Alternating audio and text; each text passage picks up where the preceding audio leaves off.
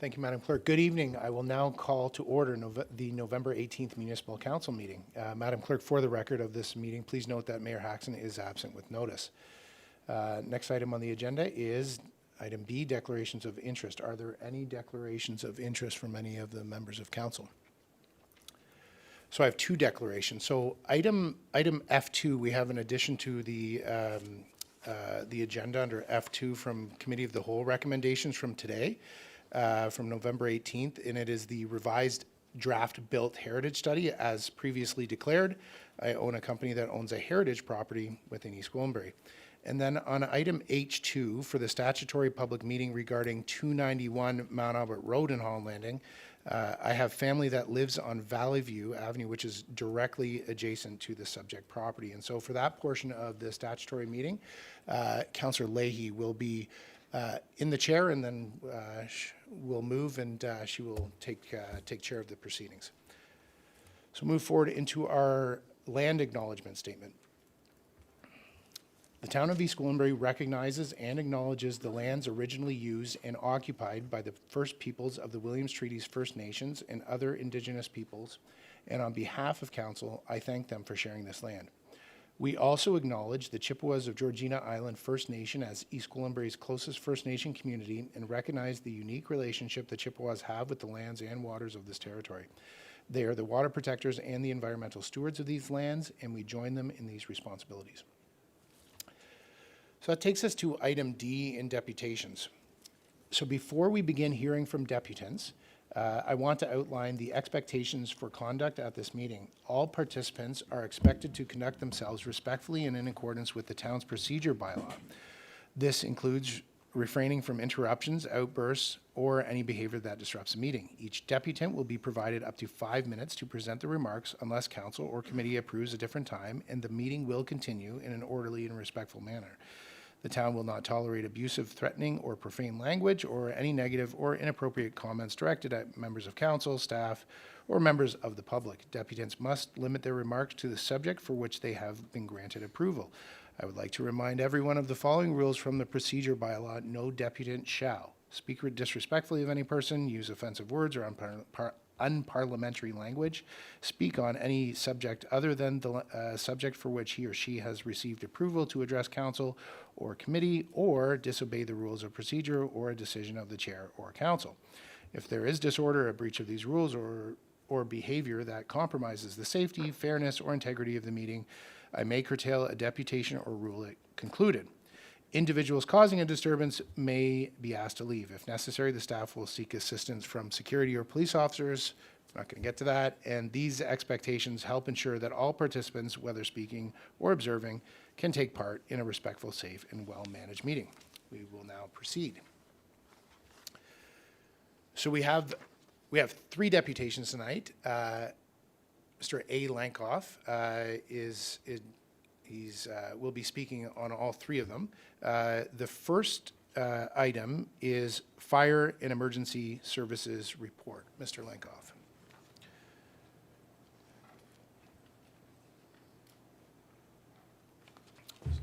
Thank you, Mr. Lenkov. So you'll have 5 minutes to speak on fire and emergency services. Mr. Chair, members of council, good evening. On November 4th, Fire and Emergency Services presented Report FES 2025-02, Establishing and Regulating Bylaw. The report proposes an updated regulatory framework aligned with current legislation, operational standards, and industry best practices. One of its most important elements is a 6-minute road travel time standard for emergency response to be met 90% of the time. This benchmark is not arbitrary. It reflects accepted life safety thresholds across the fire service, the limits within which fires remain survivable, medical emergencies recoverable, and structures salvageable. It became one of the most contentious issues raised by council that day. To meet a 6-minute travel time in East Gwillimbury, the chief was clear. A 4th fire station in Sharon is required at an estimated cost of $8 to $11 million. Yet this essential facility does not appear in the 2026 budget. It has been pushed to 2029. This cannot be justified. The town consistently prioritizes other capital projects when it chooses. In the past decade, we opened a third public library for 43,000 residents, while Newmarket, with 100,000 residents, has only one. We built the Health and Active Living Plaza at a cost exceeding $100 million. During that same period, only 11 full-time firefighters were added. The 2026 budget makes the imbalance even clearer. The Health and Active Living Plaza adds more than $2.2 million in salaries and benefits, with program instructors adding another $200,000.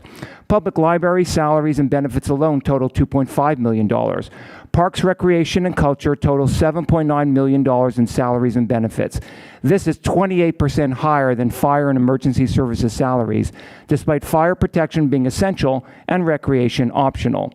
These numbers prove the point. When the town wants to fund something, it funds it, but delaying funding an emergency response facility puts residents at risk.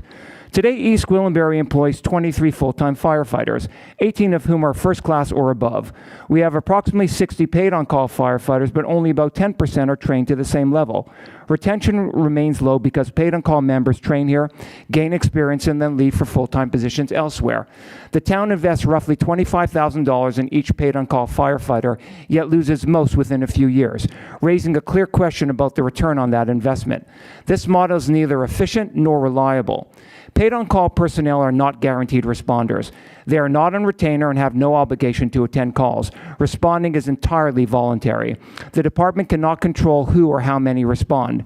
The president of the Canadian Association of Fire Chiefs has commented publicly about the systemic limitations and declining reliability of paid-on-call systems. Council must acknowledge this reality. East Gwillimbury is a fast-growing municipality with real urban risks, including significant daytime population inflow. Fires today burn faster and hotter with greater toxic loads. Seconds matter. Response time is life safety. Yet response times are further degraded by infrastructure failures. The Queensville Side Road Bridge closure adds roughly 5 minutes toward Mount Albert. On Durham 30, 2 bridge closures add another 7 to 8 minutes. A community projected to grow to roughly 94,000 residents by 2051 cannot sustain a staffing ratio of 23 full-time firefighters for 43,000 people, about half of recommended levels. And one of our 3 stations is not even staffed with full-time firefighters. At the November 4th meeting, several comments from councillors must be addressed. One said, "I'm having trouble approving a bylaw that has goals that are aspirational. Saving lives is not aspirational. A library and recreation complex are aspirational. Emergency response standards are not." They also raised a point about our community's appetite for increased taxes. Taxes have already risen more than 20% in 4 years, yet essential services were not prioritized. Funds went to non-essentials, a third library, consultants, and projects that do not save lives. The issue is not tax appetite. It is why tax increases did not fund core public safety. They further stated, "So I would not be approving this in its existing form," then voted to approve the same language. Residents must true that statements made at this table align with votes taken. Essential services cannot hinge on shifting positions. Another councillor noted this is about needs versus wants. A fire station is a need. A library is a want. Only one councillor articulated that distinction. Another asked, "Isn't it better to try and fail than not to try?" That is leadership. There is no shame in trying and falling short. There is shame in refusing to try for fear of failure. The question before council is straightforward. After 11 years of chairs, 2 of whom currently sit on council, studies and reports, will council finally prioritize the essential service that determines whether a resident lives or dies while waiting for help? It is time to move the Sharon Fire Station into the 2026 budget. It is time to align spending with life safety priorities. It is time to stop treating emergency response as an aspiration. Lives depend on it. Thank you, Mr. Lenkov. Is there any questions, comments to the deputant? Councillor Roy DeClemente. Thank you, Mr. Chair. I know that this individual has made a number of deputations on this matter to us, and my concern is that there are some misconceptions and misunderstandings that I'm afraid are being perpetuated by the repeated messaging. And I would just like to encourage that he meet with our fire chief or some of his deputies to understand a little bit better some of the investments that we have made and how safe our community actually is. Thank you. Any other questions, comments from councillors? So looking for a mover and a seconder to receive receipt. Councillor Roy DiClemente and Councillor Leahy. Any further discussion? All those in favor? Motion carries. Mr. Lenkov, you have the next item, and it is on email correspondence response times from the Town of East Gwillimbury. So again, maximum of 5 minutes. Okay. I can't get it all in 5 minutes, and they won't allow me to continue. And you're, so just also for those that came in after, if the audience can refrain from applause or comments so that Mr. Lenkov can proceed. Mr. Lenkov, Can I begin? you're good. Yeah. Mr. Chair, members of council, good evening. I want to begin with a pattern that has become impossible to ignore. The town's consistent failure to respond to emails in a timely, complete, or even minimally respectful manner. This is not an isolated incident. It has become the norm, and it directly affects transparency, accountability, and trust.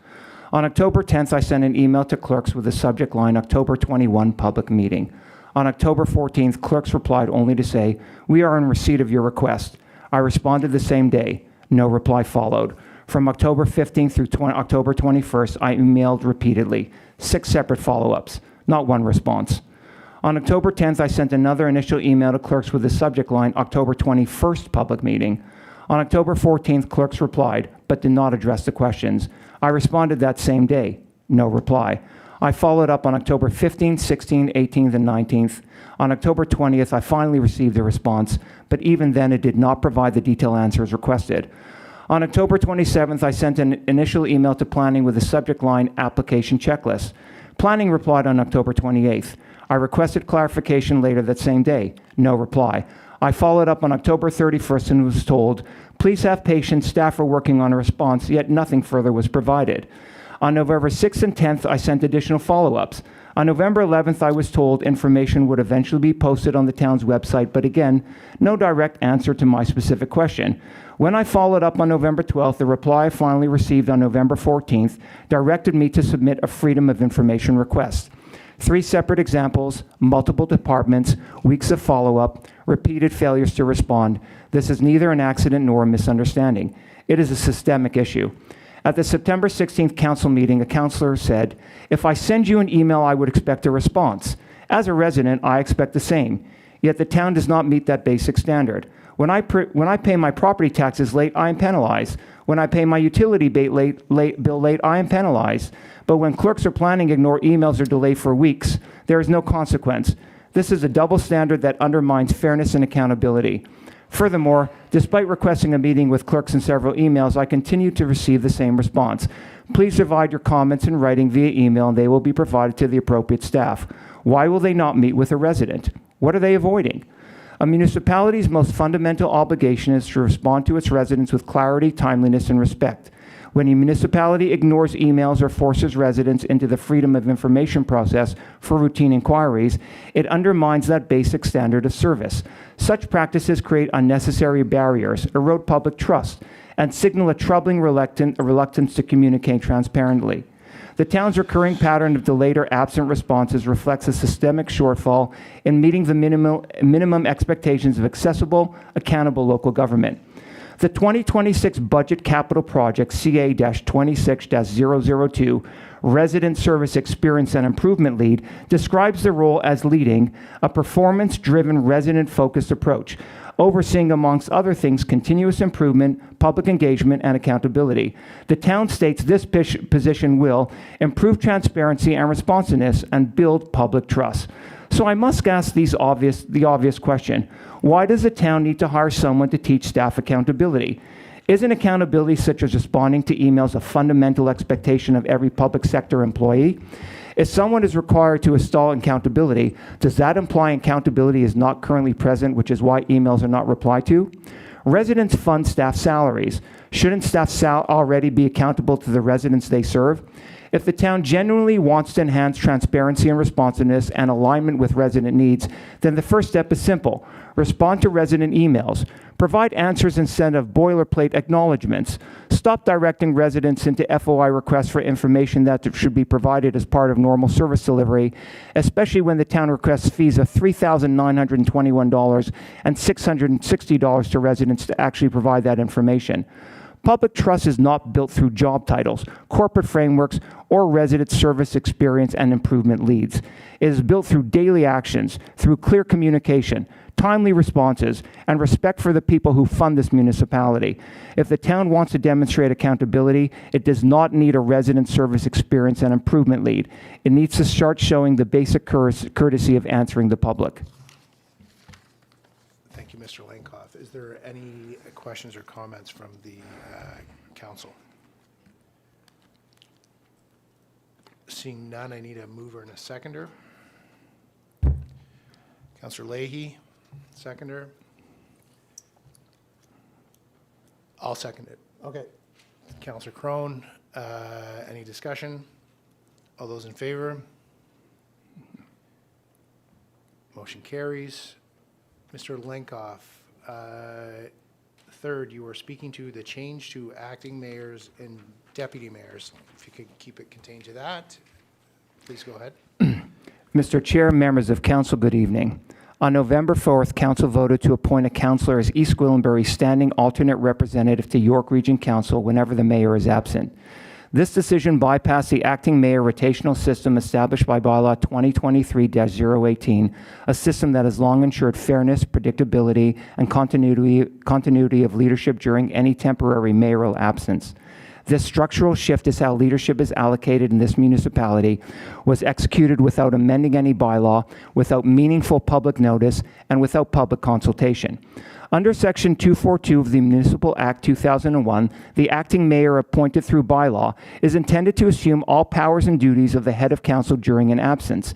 East Gwillimbury's own bylaws reflect that intention. The acting mayor chairs meetings, represents the town at events, has signing authority, and exercises emergency leadership.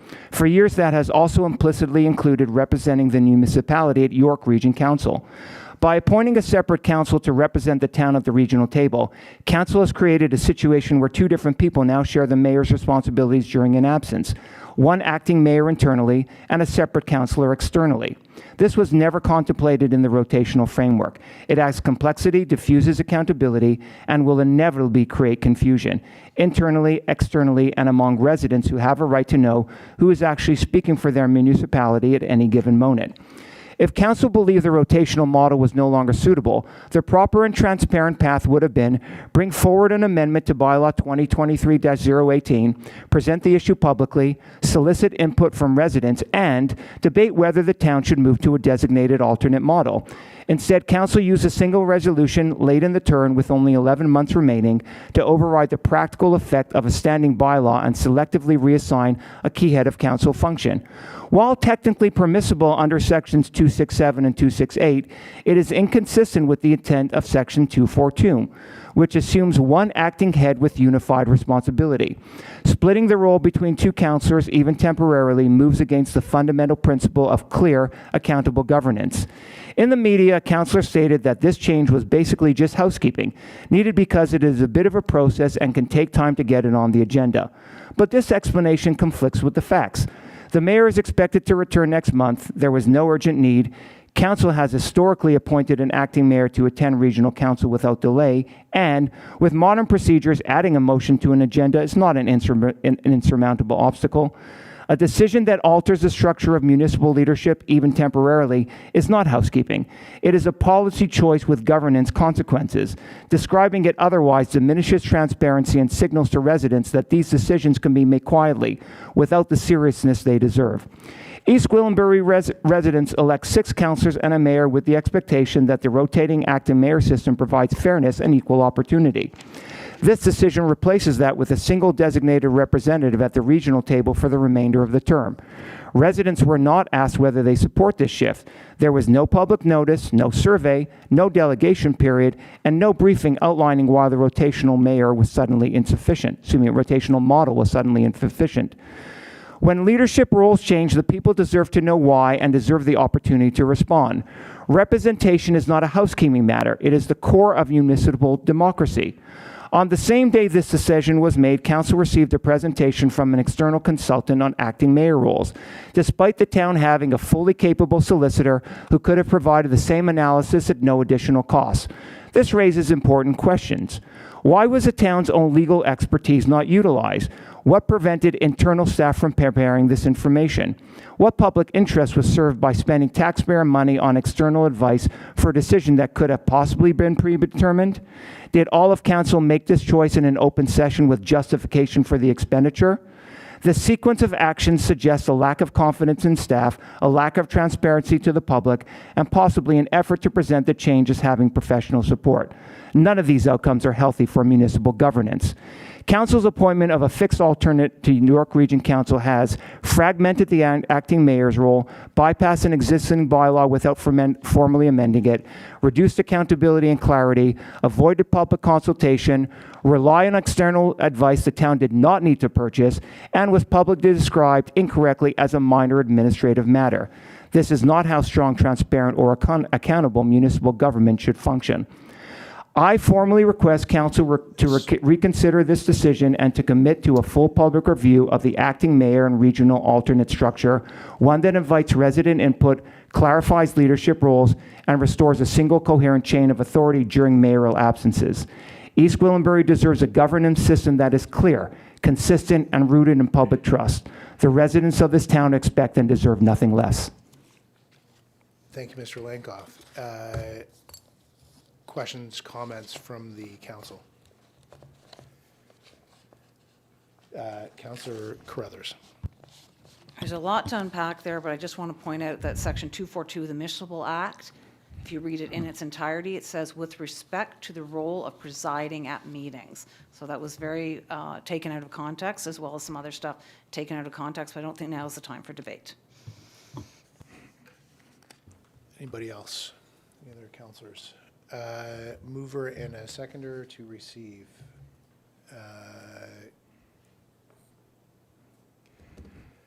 Councillor Leahy, seconder. I'll take it. Seconder. Any discussion? All those in favor? Received. Thank you. So, that takes us to item E, presentation. So there are two items under presentation. The first one is for council to recognize B. Brydon, as the way that is written in the agenda, recipient of the Lake Simcoe Region Conservation Authority 2025 George Richardson Conservation Award of Honor. I'd like to ask our lead at the LSRCA, Councillor Roy D. Clemente, if you could speak to this item.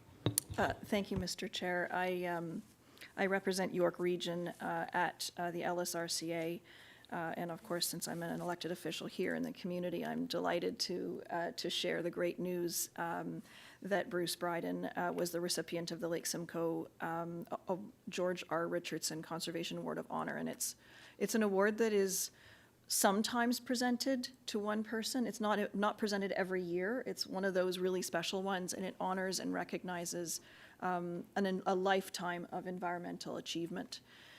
Bruce is a dedicated and passionate conservationist whose contributions over the past 4 decades have significantly supported bird monitoring, habitat protection, and public education across the Lake Simcoe watershed and beyond.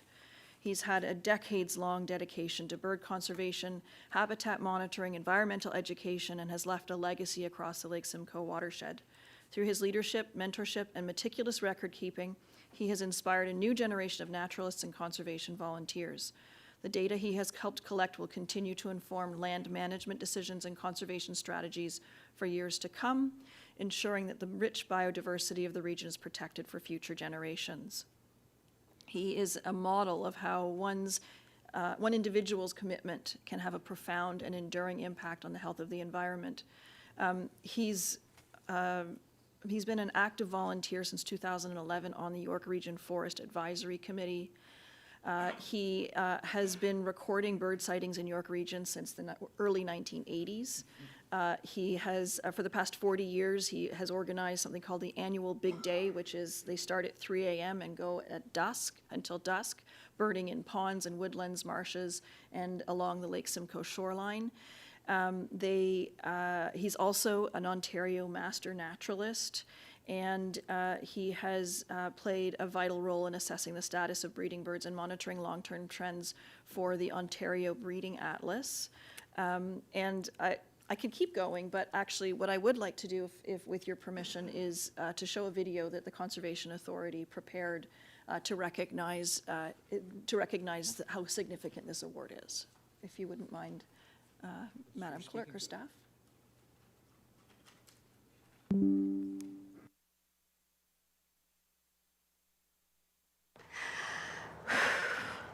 I'm gonna get choked up. Sorry. I absolutely adore this man. Okay, I'm gonna pull it together. Well, it's full of wonderful places to explore. Go out and see what the conservation area is and the other areas in the watershed. It's a pretty big watershed, so you never know what you're going to see. That's what it boils down to. But it's always something interesting. The George R. Richardson Conservation Award of Honor is the most prestigious recognition we hand out, shining a spotlight on those whose leadership, dedication, and achievements have made a real difference in protecting our watershed and advancing the field of conservation. This award has a proud history that begins with its namesake, George Richardson, who is affectionately known as Mr. Conservation. He was a champion for Lake Simcoe who brought people together, forged partnerships, and inspired community support to protect and restore our watershed. We are proud to announce that Bruce Brydon is the 2025 recipient of the George R. Richardson Conservation Award of Honor. Bruce's tireless dedication to conservation and his deep care for the health of our watershed have made an extraordinary impact, touching people, wildlife, and the environment alike. He truly embodies the spirit of the award. Congratulations, Bruce. I first met Bruce back in 2016 when we were both participants in the Ontario Master Naturalist Program.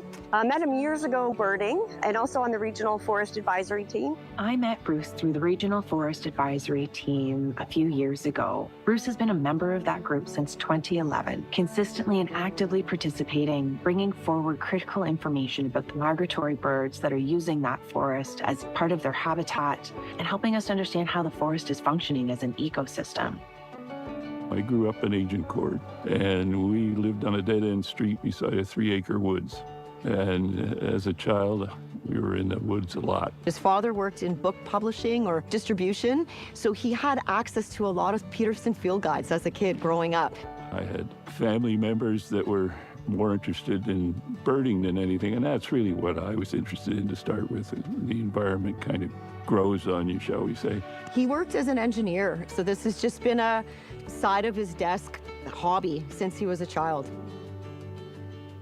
Bruce is a lovely soul. He's great at helping up-and-coming birders learn more. I've seen firsthand how much work he puts into community science and engaging people to learn about and appreciate nature. He wants to grab anyone who's interested on the trail and say, oh, come here, do you see this? Put your phone down, check this out. Did you know? He's very good at sharing his knowledge and understands that what we know about the bird world tells us a lot about what we know about the natural world. He is like a walking knowledge database that you're not going to find that level of knowledge in books. It's all in a person.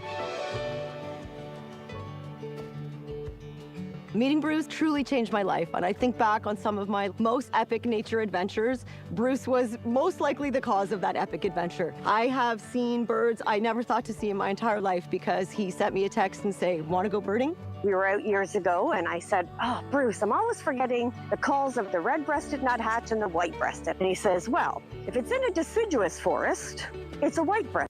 If it's in a coniferous forest, it's a red-breasted, unless it's not. And he chuckled and slowly walked away and resumed birding. And that's Bruce. We were at Cawthron-Mulock Nature Preserve in the Lake Simcoe watershed. Dark in the morning before the sun comes up, and like John Cusack, he lifts up a boombox and he plays owl calls to try to confirm that there are owls breeding in this particular nature preserve. And I thought, where am I right now and what is happening? This is completely amazing. He's just that guy. Well, I'm not sure how big a champion I am, but it's obvious that we need to protect it. I mean, it's obvious to me anyways. And it's going away at a heck of a rate. We all got to work at it.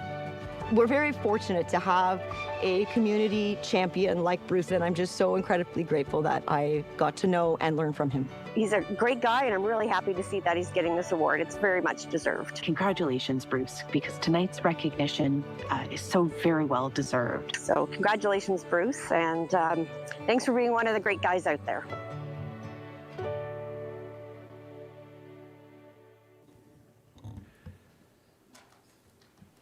Yes, we can applaud that, I think.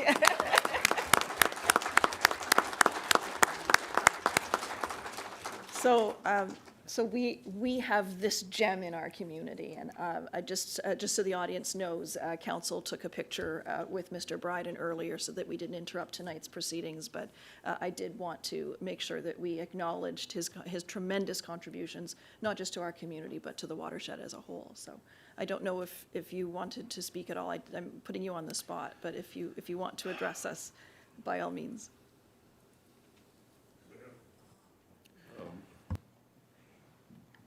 There's really not too much to say, but I'm honored, and thank you very much. Thank you.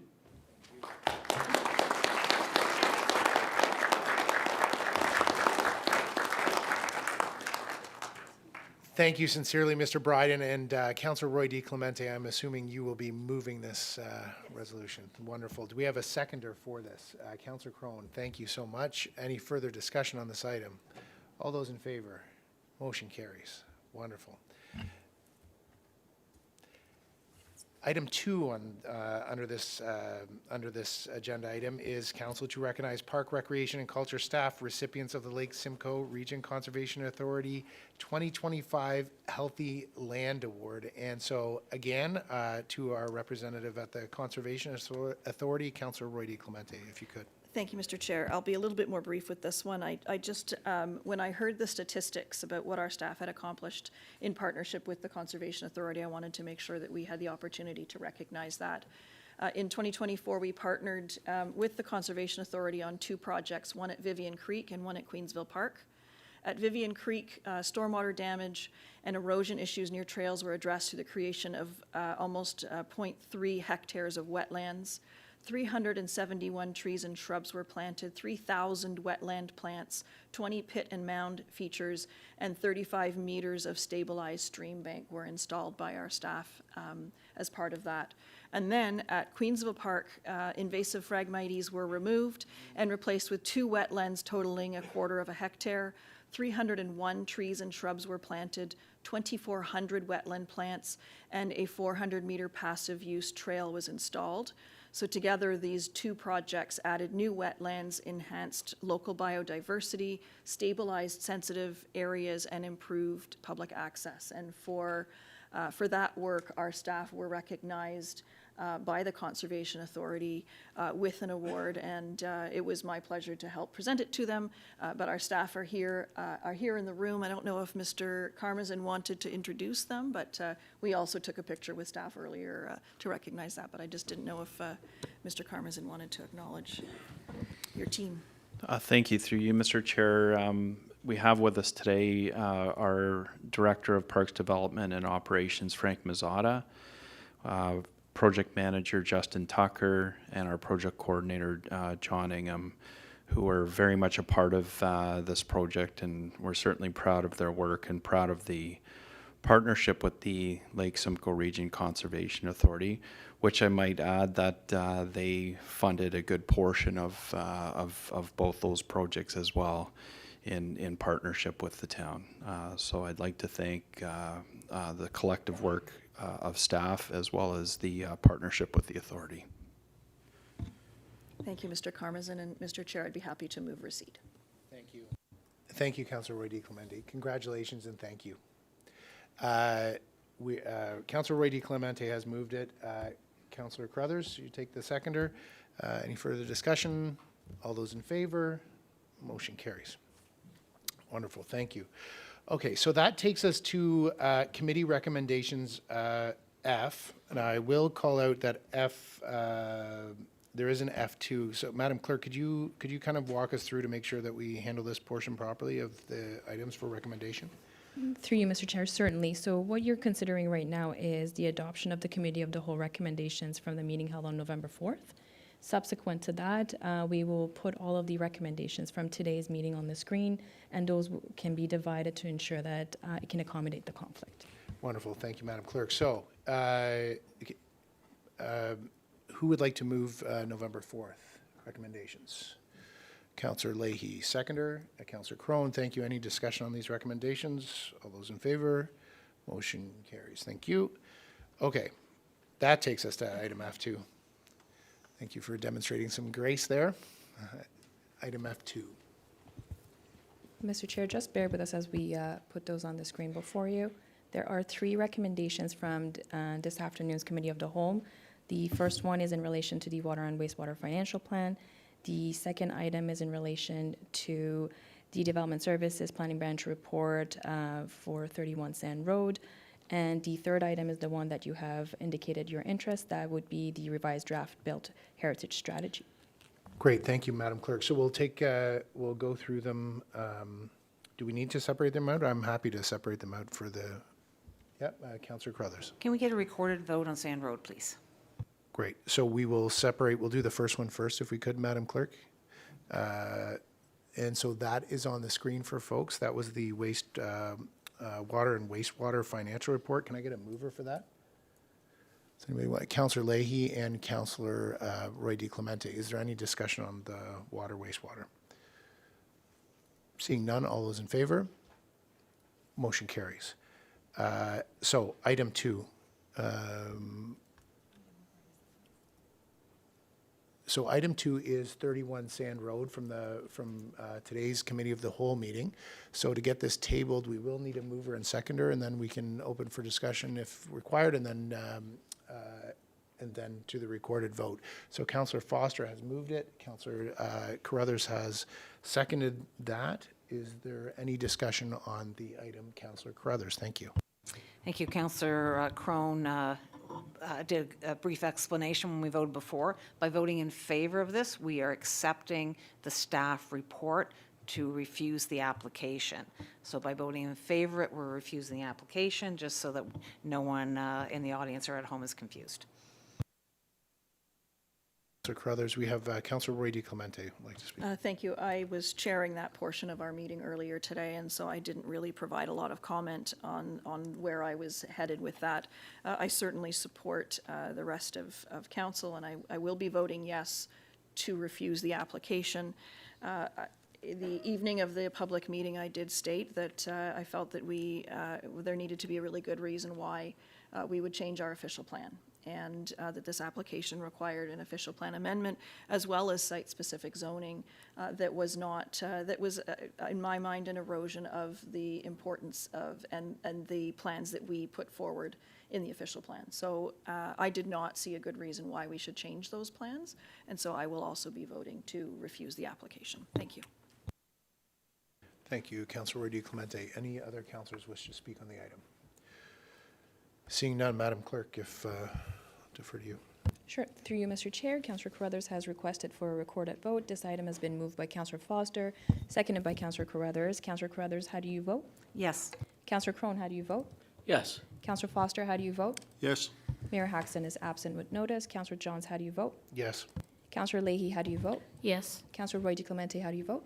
Yes. Mr. Chair, that motion carried unanimously. Thank you, Madam Clerk. So at this point, I am going to turn this portion of the meeting for the last recommendation over to Councillor Leahy. To chair this. Thank you very much.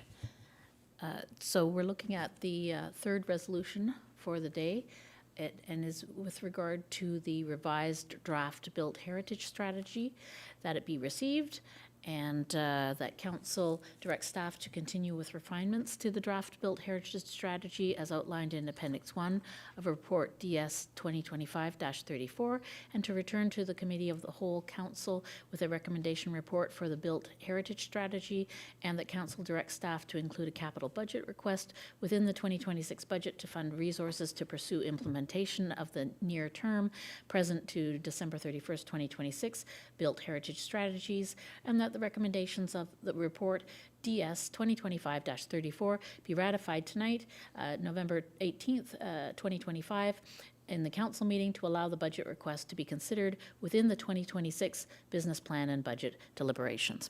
So I'm going to conduct the vote for the same-day ratification of the revised draft-built heritage strategy.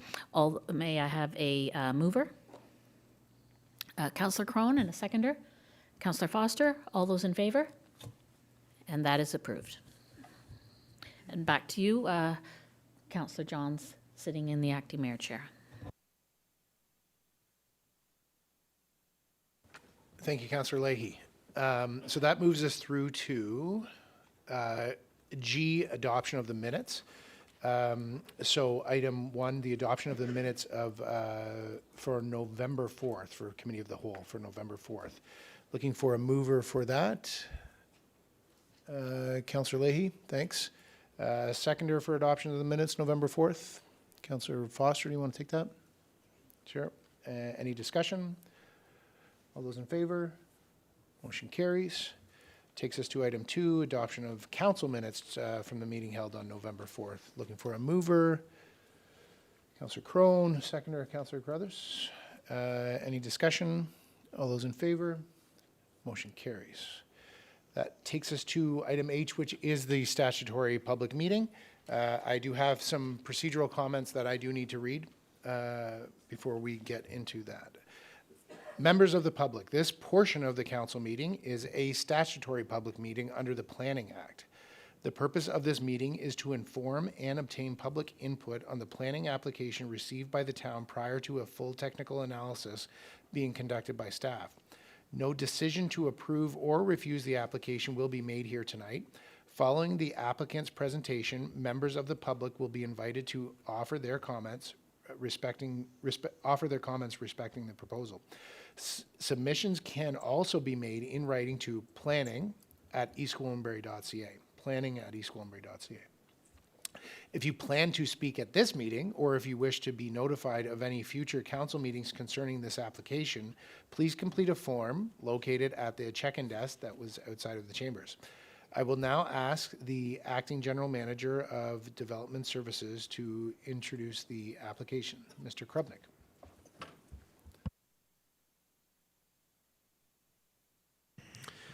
Thank you very much, Mr. Chair.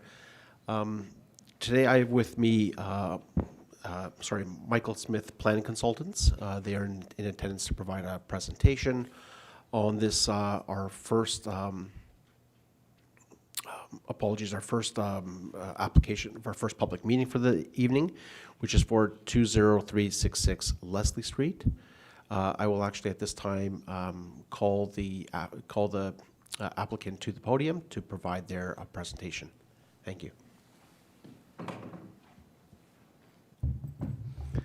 Thank you very much. Perfect. Good evening, members of council, town staff, and members of the public. Thank you for attending today's statutory public meeting. My name is Alex Smith, and I am a planner for Michael Smith Planning Consultants Development Coordinators Limited. I'm here today to provide a presentation on behalf of the applicant, the Sharon Masonic Temple Association. Julian Bolster, a representative of the applicant, is present and will be presenting later a deputation which provides additional context on the organization and proposed use. My presentation will provide detail on the zoning bylaw amendment being requested on 20366 Leslie Street. Next slide, please. The subject land is located on the west side of Leslie Street in East Gwillimbury. The property is 19.711 meters of frontage on Leslie Street, an approximate area of 0.12 hectares. The property was acquired by the applicant on December 15th, 2023. The property contains an existing single detached dwelling, which is privately serviced. Based on the Town of East Gwillimbury's Register of Properties of Cultural Heritage Value or Interest, the existing single detached dwelling was originally constructed as the Queensville Presbyterian Church in 1878 and later converted to a single detached dwelling. The property is listed on the register but not designated. There are no new buildings or structures proposed as part of this application. Only renovations to the interior of the existing building and a change in use are proposed. Next slide, please. This slide shows the land use plan for the Town of East Gwillimbury's official plan. I just want to make note here that this is a correction on the presentation that was originally submitted just due to a duplication in slides error. This slide here is showing the town's land use schedule. The subject land is identified as being within the low-density residential designation. Next slide, please. Now, in addition to its land use designation, the subject land is also subject to several other policy considerations which I've listed here, and I've discussed them at length in my planning justification report. The low-density residential designation generally permits low-density ground-related housing, such as the existing single-detached dwelling, as well as other compatible uses.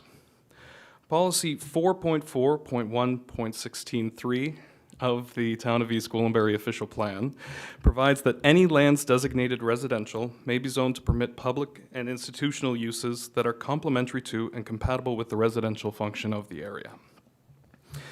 To provide a bit more context and elaboration as we get into the proposed use, institutional uses are described as quasi-public uses, such as places of worship and community halls, which among other things provide a range and variety of recreational, cultural, educational, and community facilities and activities to the community. In our review and interpretation of the East Gwillimbury official plan, we believe that the proposed use aligns with the description of an institutional use. There is no specific definition provided in either the East Gwillimbury official plan or the zoning bylaw. The proposed use provides for a quasi-public use similar to a place of worship, but differentiated primarily by a lack of religious or faith-based foundation, which provides for events and activities which help support the cultural, educational, and community needs of the local area. The proposed use is also differentiated from residential, commercial, and employment uses, as the applicant is a not-for-profit, is not engaging in an industrial use, and there are no dwelling units proposed. As such, we believe that the use closely aligns and meets the definition and intent of an institutional use. Next slide, please. This is the zoning schedule that's applicable for the subject land, and it is zoned residential private services, RPS. Next slide, please. Thank you. There are several provisions of zoning bylaw 2018-043 which are relevant to the subject land and the requested amendment. The applicant is applying for a private club to be permitted on the subject land. For clarity in considering this proposal, I will be providing a differentiation between this use and a place of worship. The definition of a private club, which is the use being applied for, is defined as an establishment used for a meeting place for community, social, or cultural purposes, but is not a place of worship. Conversely, a place of worship is defined as a facility used for the practice of religion and faith-based spiritual purposes, wherein people assemble for religious worship, faith-based teaching, fellowship, and community social outreach, but does not include a private school. The proposed use constitutes monthly meetings of the members of the Sharon Masonic Temple Association with discussions on morality, math, science, and character. The proposed use is not based in religion or faith-based spiritual purposes. As such, it is our belief that a private club is the appropriate use to be requested via the proposed zoning bylaw amendment. As previously noted, the zoning bylaw does not contain a definition for institutional use, and we are relying upon the description provided in the Town of East Gwillimbury's official plan. The RPS zone, which is applicable to this property, does not permit a private club, and as such, a zoning bylaw amendment is required. Further, due to existing on-site conditions, there's limited parking available on the property. The applicant has a draft agreement in place with the Queensville Holland Landing United Church to provide parking for their monthly meetings and to host and provide facilities for their semi-annual banquets. Further discussions are required with town planning staff and the chief building official to address the maximum occupancy of the building. The zoning bylaw directly ties the required parking to the maximum building occupancy for a private club. Clarifying the maximum occupancy will help inform us on the extent of parking deficiency that needs to be addressed by the amendment. And this zoning bylaw amendment overall will address the proposed use, the parking deficiency, bicycle parking, barrier-free parking, and any other existing nonconformities which might be present on the property. Next slide, please. Here we have the survey for the property, and this just shows the existing building and driveway. The existing building and driveway are proposed to be maintained. Next slide, please. Now, it's a little bit faint here, but this shows the proposed floor plans for the building. There are 3 floors within the building, with the majority of the ground floor open to the floors above. Next slide, please. Here we have the development statistics for the property, and this gets into the details of the yards, the frontage, the areas, lot coverage, etc. These are the existing conditions which are on the property, and again, there are no changes proposed to the lot or the exterior of the building, only interior renovations. Through the zoning bylaw amendment process, we will seek to bring the property into conformity with current zoning standards as closely as possible and address existing deficiencies as necessary. Next slide, please. Here we have a list of the studies and plans that were prepared in support of the application. This includes a survey, arborist report, tree inventory, and the previously shown floor plans. The arborist report provides that no tree protection, fencing, nor tree removal or injury is required to facilitate the development, as only interior renovations are proposed. Next slide, please. Now, other than the East Gwillimbury official plan, there are several other applicable policy documents, including the Provincial Planning Statement, Greenbelt Plan, Lake Simcoe Protection Plan, York Region, and the York Region Official Plan. Our planning justification report discusses conformity and consistency with these documents in detail. Next slide, please. Thank you. I wanted to highlight a few key policies from the applicable policy documents which support the proposed development. Policy 2.1.6a of the Provincial Planning Statement provides that planning authorities should support the achievement of complete communities by accommodating an appropriate range and mix of land uses, housing options, transportation options with multimodal access, employment, public service facilities, and other institutional uses. This includes schools, associated child care facilities, long-term care facilities, places of worship, cemeteries, and other such uses. The proposed development represents an institutional use which hosts social and charitable events within the community, contributing to the mix of uses within the area, in addition to continuing the Sharon Masonic Temple Association's history of civic contribution and engagement.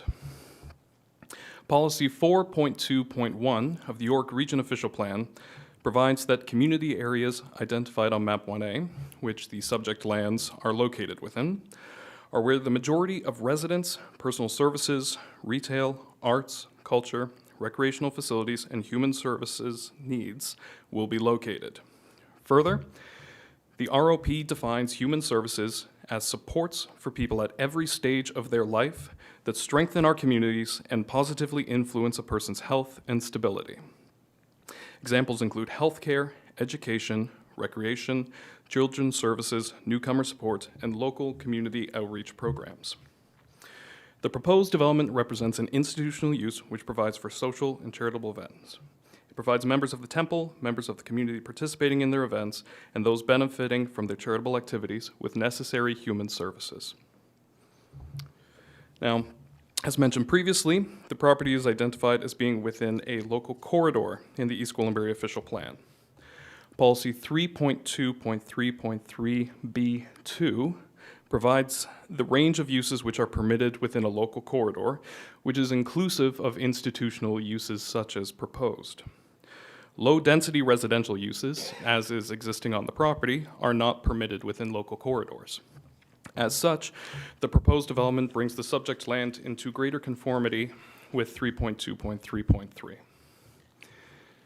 Section 4.4.1.16.3 of the official plan, which was previously described, allows for institutional uses in all lands designated residential, subject to conformity with Section 4.5. Section 4.5 of the official plan provides the policies applicable to institutional uses. Section 4.4.5 provides that the primary use of lands designated institutional on Schedules B and C1 shall be various forms of public, quasi-public, and/or private educational, health, cultural, recreational, religious, or charitable institutions or similar organizations providing a public service. While the subject land is not designated institutional, Policy 4.4.1.16.3 provides that institutional uses are permitted on these lands, subject to conformity with this section. The proposed Masonic Temple is a charitable institution providing public services via social and charitable events within the community. Next slide, please.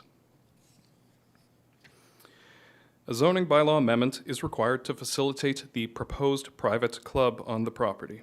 This amendment will seek to permit the proposed use, address required parking standards, and address any existing zoning deficiencies on the property.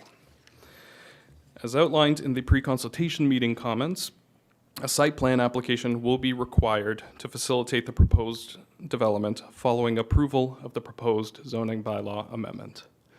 Next slide, please. This brings my presentation to a conclusion. Thank you very much for your time and consideration of our proposal, and I'm happy to answer any questions as they may arise. Prior to questions, Mr. Bolster, you said that you would also wanted to have Mr. Bolster speak as part of your... We had, my apologies, through you, we had submitted a deputation for Mr. Bolster to speak following our presentation. Okay, so I was going to say, not standard procedure to be able to do a deputation, but Mr. Bolster can speak as any other person would. So, with that, do we have any questions for the planner from our? Oh, sorry, what am I saying? Mr. Paul Cormier is first. He's a pre-registered speaker.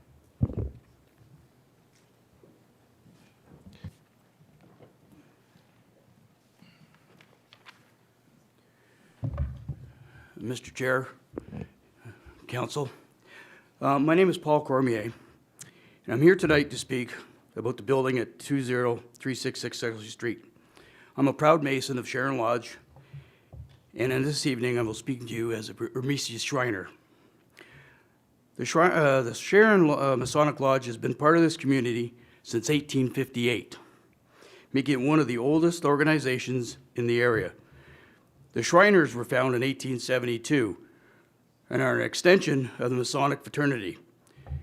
To become a Shriner, one must first become a Master Mason.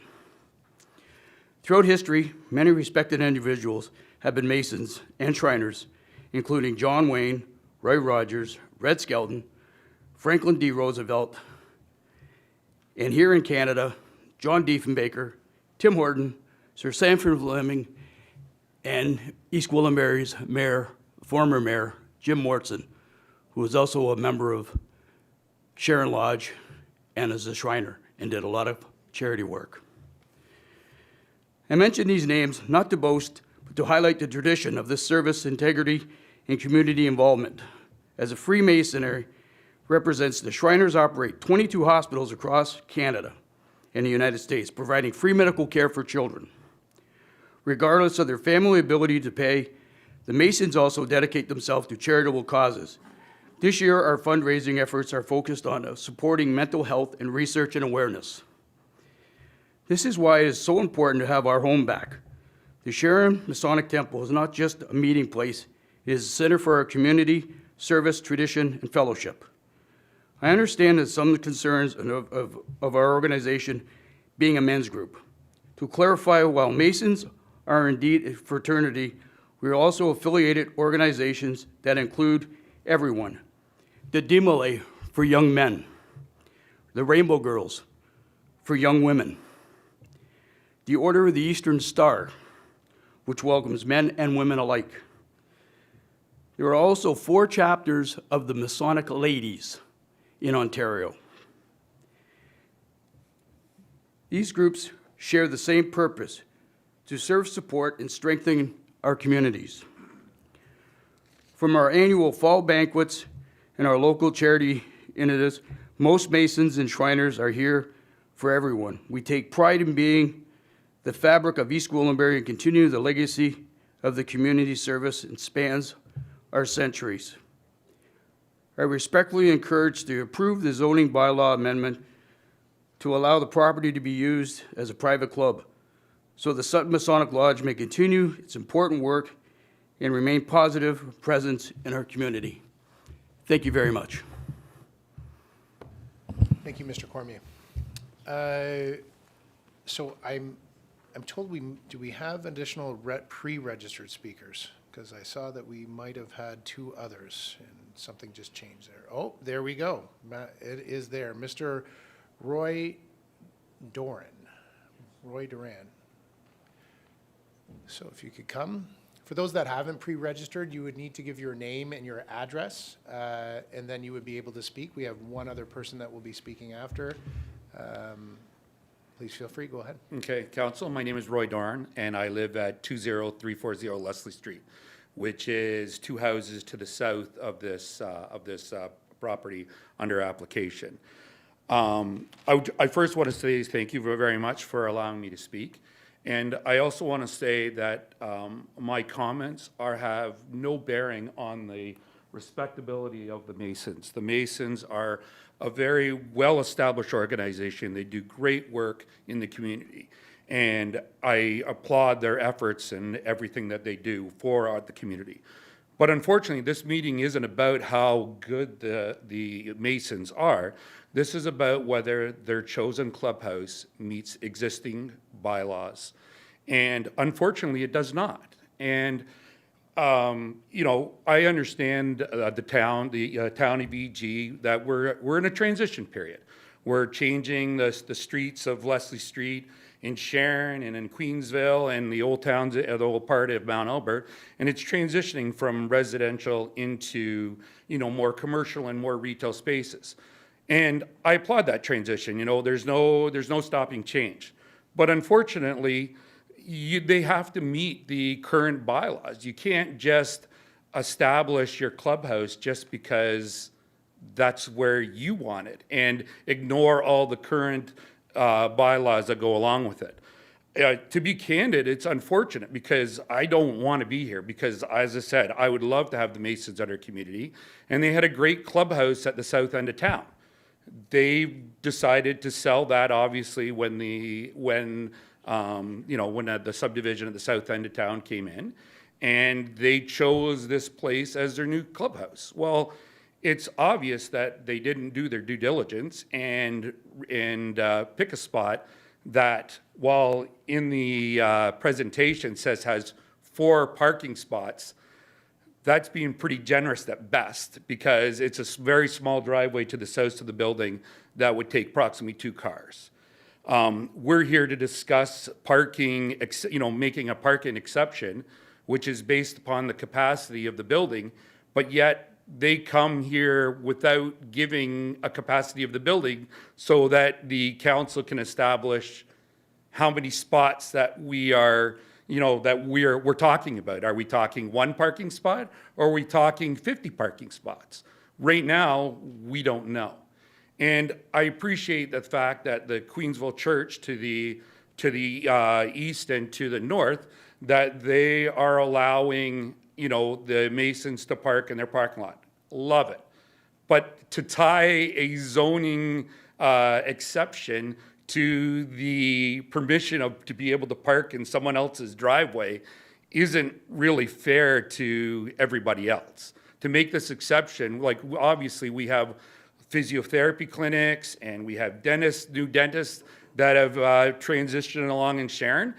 They had to abide by the current bylaws. They had to have parking. They had to go to that extra expense. And as much as I'd like to make the exception from the Masons, that doesn't mean that they can make their own rules and that we can disregard the existing rules that are there. So in closing, unfortunately, they just picked the wrong place to try to have their clubhouse. Like, it just doesn't meet the current standards. And after 2 years of buying the facility or buying the property, they're now here to try to, come to you hat in hand and ask you to rezone. But you shouldn't, because those are the rules. The rules are there for everybody and should be applied equally.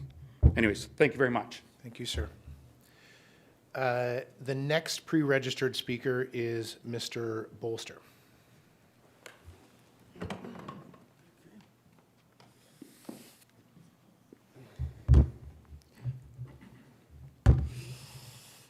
Give me a moment.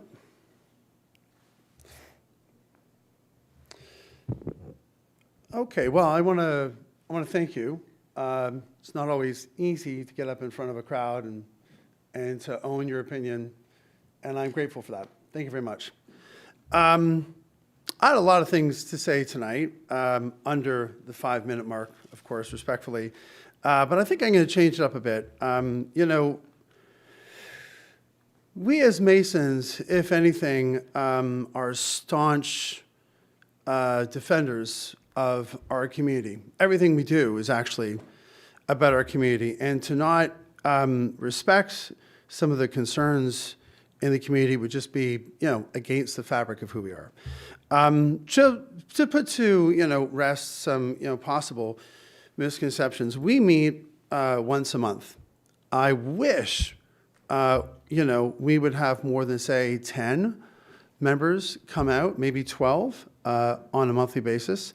And generally, a good number of our members carpool, because more than half of our membership is quite elderly and they need a ride there. So we're really talking about, one meeting a month, maybe 5 or 6 cars at the very most. We're probably talking about, on a monthly basis, about 10 flushes of a toilet in terms of, how much water flow there may be in the building. It's quite minimal.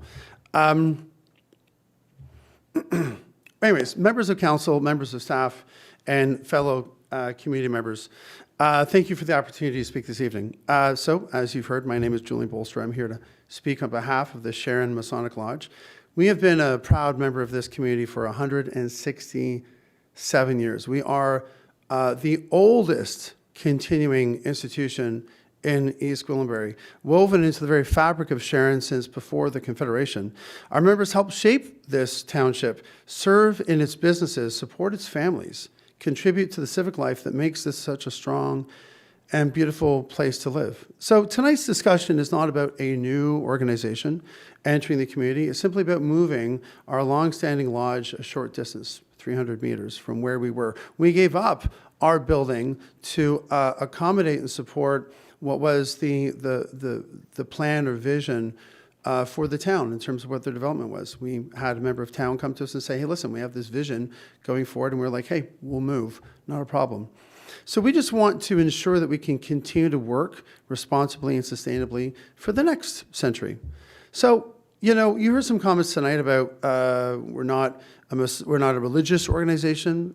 We talk about science and morality and math. If you go all the way back to the time of original Freemasons, back when the pyramids were being erected, they knew that a structure, a building, was going to be strong if it was plumb, if it was straight. They knew that something would be level if it was in fact level. And they drew parallels between those things, those facets of engineering and math and character. You, in fact, would be an upstanding member of society if you were, in fact, were straight in how you do things. In other words, honesty, integrity. I'll give you a small story. I think it's relevant. Almost 4 years ago today, 4 years and 3 days ago today, I was moving out of this town, and on my moving day, my wife went into labor around 4 o'clock in the morning. I had that day to finish disassembling some furniture, load everything into a moving vehicle, and get out. And here I was waking up with my wife in labor at 4 in the morning. What am I going to do? I called a member of our fraternity. I said, I'm freaking out. My wife's gone into labor. I have all but a couple precious hours before I have to be in the hospital. He said, not a problem. Leave it with me. I showed up with a moving truck an hour and a half later, 75 cars, or 75 men, and their vehicles were lining the street. 75 guys at my house, 35 wives, and inside of an hour and a half, those trucks were loaded. I got a call from the midwife saying, now, and the wives just took the keys and said, we're going to take care of everything. Get out of here. I could give you countless stories of how Masons have shown up. We got a call from the food bank saying, we're having a hard time. That year, we fed over 900 families a full course meal, turkey, stuffing, everything. We don't keep anything for ourselves. 100% of what we raise, we give to charity. I think the numbers are well over $100 million have been raised charitably in Ontario by Masons. So we're not a place of worship. We're not a religious institution. We don't conduct any religious services. We're not affiliated with any particular faith. Our membership includes people of every background, belief, profession, culture. What unites us is this shared commitment to charity, integrity, community service, personal growth. Mr. Bolster, I would remind you that 5 minutes and you're very close. Am I over? Am I? Well, listen, I will wrap it up there. I'll thank you all for your time and say we only want to continue to serve the community, and that's it. We have one meeting a month. And if there were, 3 or 4 cars coming to that meeting, I would actually be thrilled. And that's it. Thank you so much for your time and your consideration. Thank you, sir. That is all for the pre-registered folks. If you would like to speak to this item, we simply need your name and address, and you can come speak. Folks still have 30 days to submit to planning at eastgwillimbury.ca, and so if you feel the need that you want to communicate afterwards, for those at home that are watching, planning at eastgwillimbury.ca. Opportunity for our council to be able to make comments and also speak to have any questions answered from the planner. So members of our council. Any questions, comments? Councillor Leahy. Thank you very much through you, Acting Mayor Johns. So my question is, how many members do you currently have in your Masons Association?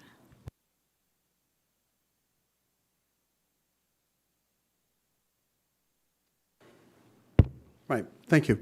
In total, we have maybe about 50 active members, but the majority of them are at such an age that they don't leave home. So in terms of active members that show up, 10, 11. And of those, I would say more than half are more senior in their years, if you understand. Thank you.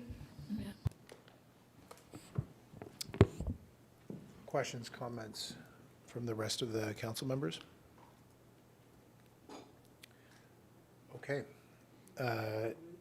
Seeing none, I'm looking forward to a resolution. Be it resolved that the Development Services Memorandum dated November 18, 2025, entitled Proposed Zoning Bylaw Amendment Private Club, Masonic Temple, 20366 Leslie Street Public Meeting, file ZBA .25.13 be received, and that the presentation from the applicant be received, and that comments received at the statutory public planning meeting be addressed by Development Service Planning Branch in a comprehensive report to a future council meeting date.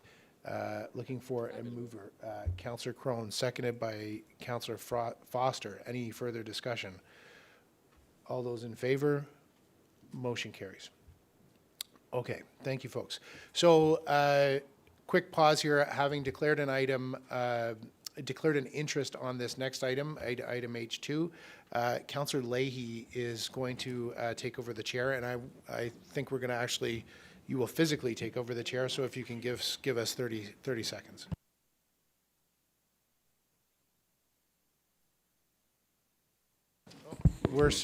Council has suggested a recess, so to that end, it's 5 minutes, so 7:19. Thank you, folks.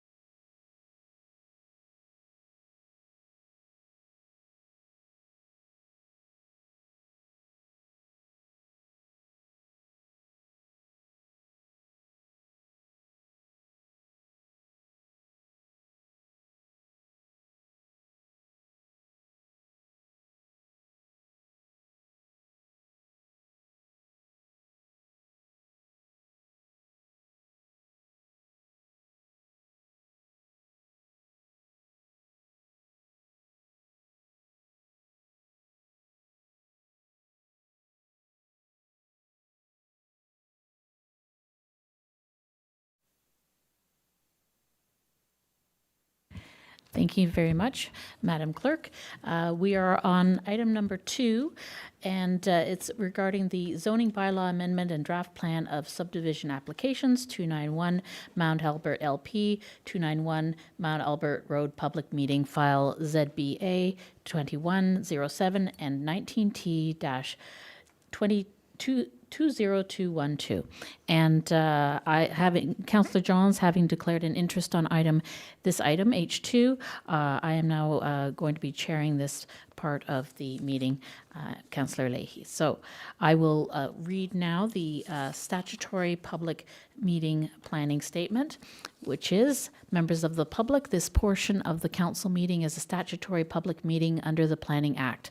The purpose of this meeting is to inform and obtain public input on the planning application received by the town prior to a full technical analysis being conducted by staff. No decision to approve or refuse the application will be made here tonight. Note that following the applicant's presentation, members of the public will be invited to offer their comments respecting the proposal. Submission can also be made in writing to planning@eastgwillimbury.ca. If you plan to speak at this meeting, or if you wish to be notified of any future council meetings concerning this application, please complete a form located at the check-in desk outside. And I will now ask the Acting General Manager of Development Services to introduce the application. Thank you, Jack. Thank you very much, Madam Chair. Just to reiterate, we are here today, or we're not here today actually, to discuss the merits of the application. This is a public meeting. We're here to listen to comments from council, comments from the public. This is actually somewhat of an interesting application because it's been with us for several years at this point, but when it initially came in and then it was deemed complete, it had the applicant paused the project and has recently come back with a second submission to essentially continue that process. I believe I have with me today from GHD Steph Matfiva, to present today's presentation on behalf of GHD. Thank you, Steph. Thank you very much. Good evening, Madam Chair, members of committee, and community members. So for the record, my name is Stephanie Matviva. I'm the registered agent on behalf of the property owner. I'm a registered planner with GHD Limited. Next slide, please. Thank you. The application before us tonight is for a draft plan of subdivision and zoning bylaw amendment. It applies to the lands municipally known as 291 Mount Albert in the established community of Holland Landing within the town of East Gwillimbury. The subject lands are identified on screen and identified in the thick white line.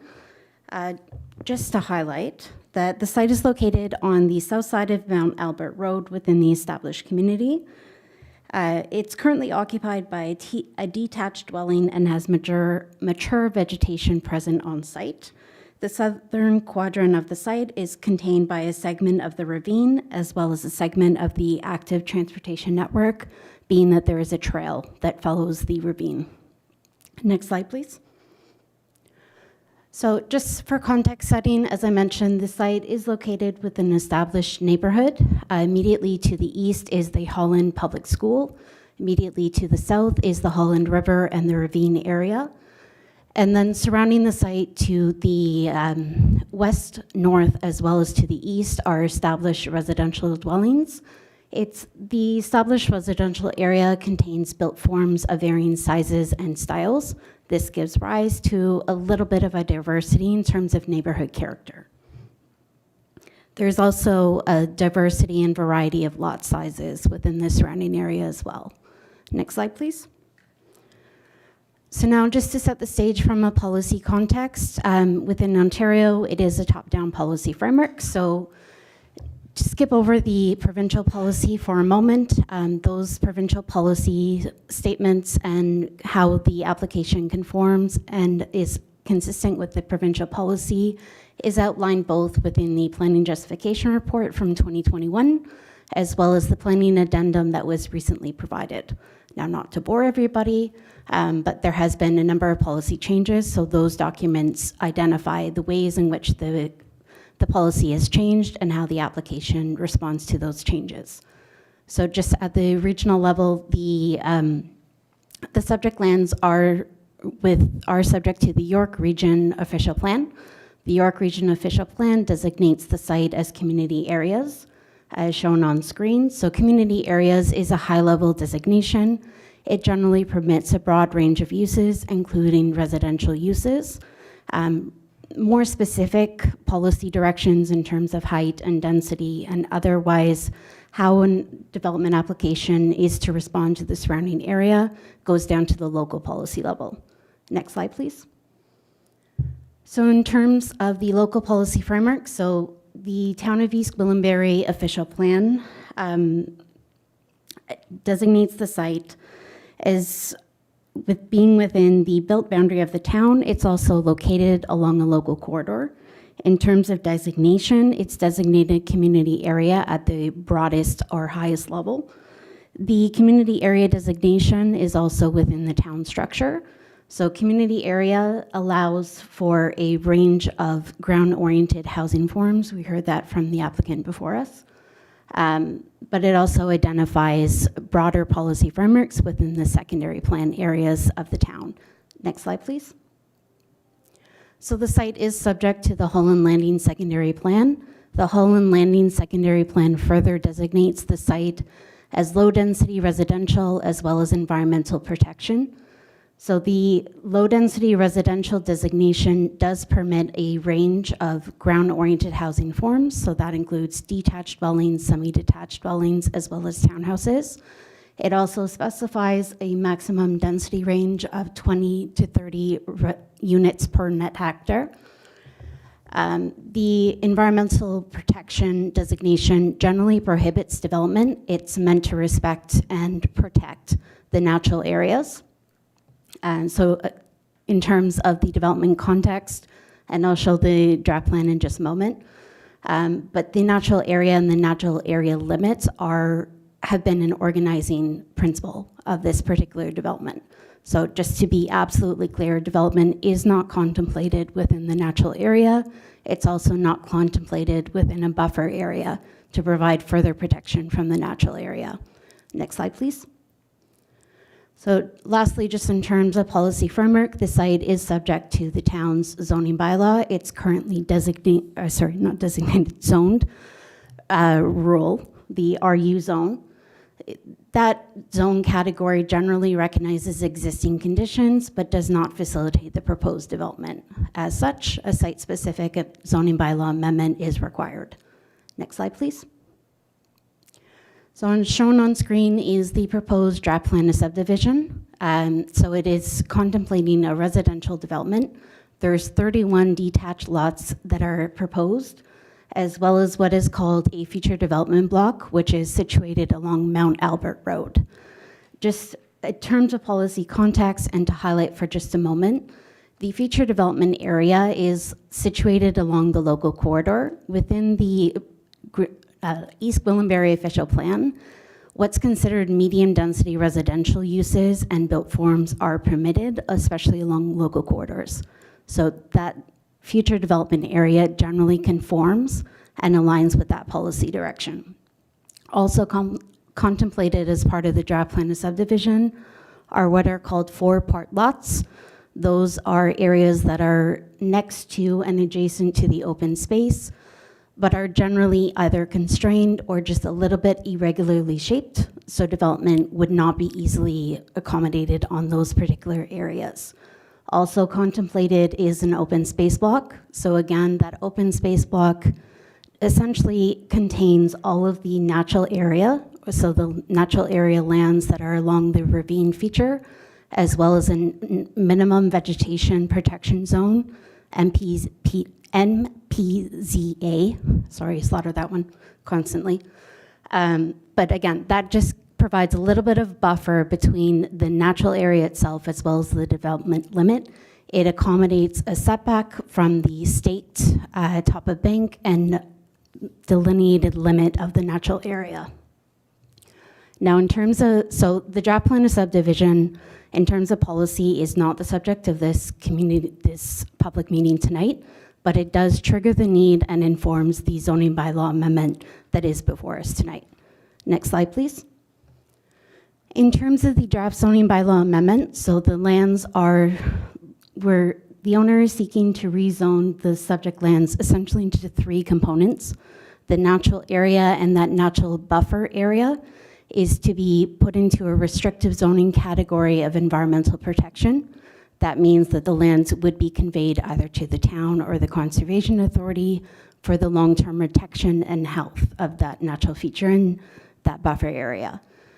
The detached lots are seeking to be zoned to an appropriate residential category. There would be a number of site-specific development standards that are looking to be implemented.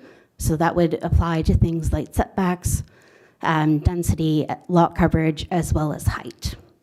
And then lastly, that future development block is to be rezoned to a different residential zoning category, again, in line with the official plan policies that would permit generally a range of either townhouse or low-rise apartment dwellings. The development concept for that future development block is to be further refined, so we don't have a lot of details to share at this point. Next slide, please. Now, just in terms of context setting, I always like the phrase, a picture says 1,000 words. So the image on screen is a visual rendering of what the application may end up looking like. It's focused on the detached dwellings, so they are 2-story built forms. Access is to be provided as an extension of Tyson Drive and would essentially loop down and connect to the existing road network. Each dwelling would have a private driveway, internal private garage. Between the driveway and the internal private garage, there would be at least 2 parking spaces per dwelling provided. The dwellings would also have a front-facing front elevation, meaning there would be direct pedestrian connections to the public street. Next slide, please. So this is just a front elevation rendering of what the proposed detached dwellings may look like. It's subject to further refinement. We're looking for further feedback from staff, council, as well as the community. So it just gives a visual representation of what may be possible and what may be further implemented here. Next slide, please. And with that, just in terms of policy, so we are context setting. We are at the early stages. This is a little bit unique in that, yes, an initial application was made in 2021. It was deemed complete in early 2022 and then paused. So now here we are. We're here to look to further advance the application. We understand that there's further technical review and technical comments to be forthcoming, and we look forward to hearing your comments and concerns. Happy to answer any questions that there may be. Thank you. Thank you very much. At this stage, we'll move on to the public comments. And we have 6 registered speakers tonight. At the end, we'll ask the clerks if there are any other speakers or individuals who would like to approach the podium. But the first speaker tonight is Benton Sangster. Can you come up to the microphone, please?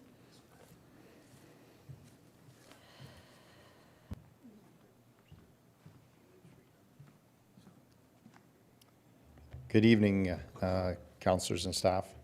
My name is Benton Sangster. I'm a resident of Holland Landing at 1 Holland River Boulevard. I'm appearing before you in regards to this application at 291 Mount Albert Road. I'll be brief. As I've outlined, I've already submitted detailed written comments and feedback on this application and don't want to take too much of the time. I've spoken to many of you about this project and emailed all of you my written submissions so you're aware of the issues with this development and the property itself. I've also spoken with the majority of residents who currently live on Tyson Drive and Valley View Avenue. Every person I've spoken with shares many of the concerns that I do. I'd like to highlight a couple of my more major concerns with this application.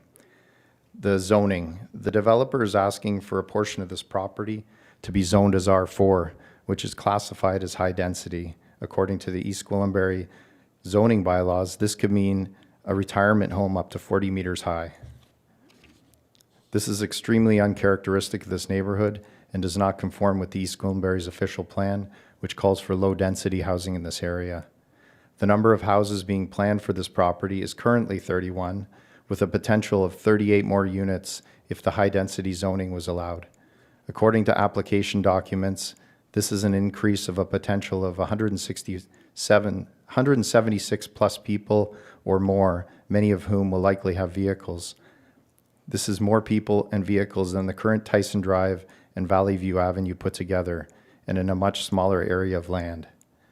By removing the cul-de-sacs at the ends of both of these streets, the increase in traffic would be substantial. Not to mention that one of the main reasons many of the residents on these streets moved to them because of the cul-de-sacs. Therefore, one request I have is that this development only have one access road, and that would be from Mount Albert Road, including during construction. The property itself, the history of it, as we saw, it's adjacent to the conservation area. As we saw in Mr. Brydon's award, actually, many of those shots were on the trail right beside that property. So another concern I have is with the property history itself. I've learned through longtime residents that this property has years' worth of infill dumping of known and unknown materials. I've reviewed York Region Mapping website, and it shows aerial photos of infill on this property starting at least sometime in the 1980s and continuing into the early 2000s. This leaves many questions that need answering before rezoning and development be considered for this property. Namely, what is the effect of this dumping on the water quality entering the river system, ground contamination on plants and wildlife in the conservation area adjoining it, and the ground stability for building. In response, I request that an environmental site assessment, including historical research, be completed on this property before this application moves forward. As I said, I have several other concerns and requests that I feel need to be addressed as outlined in my written submission, so I'll leave it at that. Thanks to the councillors who spoke to me on this application, as well as the planner, Matt Dow, who was very helpful in explaining the process. Thank you for your time. The next speaker on the list is Amanda Ganney.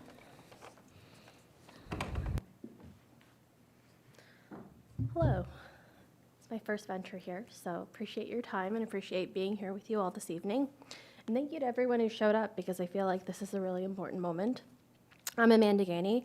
I'm here with my husband, Corey Lynn Harris, and we're residents of Tyson Drive. I'm actually at 105, which is directly beside the property or the development that's proposed. And being at the end of the street is, in fact, one of the reasons that we actually moved to this neighborhood. And so this conversation matters to both me and my husband deeply, to our neighbors, to our friends. And so wanted to make sure that we were here to share how much it matters to us. And it really, again, matters that we're all here tonight. And I want to really start by saying that one new development can really feel like progress, but for old neighborhoods like the one that we live in, it can also erase the soul that made it so special and the reason that we all live in Holland Landing. And from my understanding, these meetings are really designed to create a transparent place for us to really invite community input like my own, and to align with stakeholders, residents like us, businesses, and our local government like you. And tonight, I really just want to highlight 4 points from my perspective. I think Ben did a great job of actually highlighting so many. And I just want to echo, maybe what we're going to hear tonight from many of our neighbors as well. So the 4 points, I'll start with traffic and safety. The proposed entrance and exit, which is really going to be directly in front of my driveway, potentially, I would say that there's significant safety concerns. There's a lot of people who live on these streets with their kids, their dogs, their families. It's already difficult to navigate with the increase in traffic in Holland Landing and the area.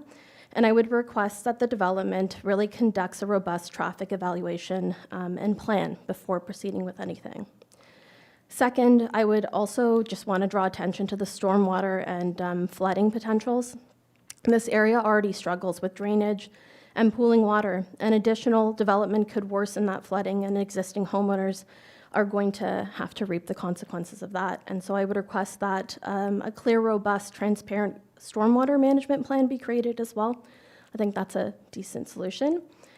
Third, I think protecting the trees and our natural character within this area is really, really important. We heard it in the proposal, but I also really think that there's other sort of areas that are within this development that weren't touched on. And so along my property line, for example, there are several mature trees along that fence line that are really a defining part of that neighborhood. They provide privacy, they provide beauty, they provide character. And so losing them would really significantly alter the character and beauty that we all love about this space.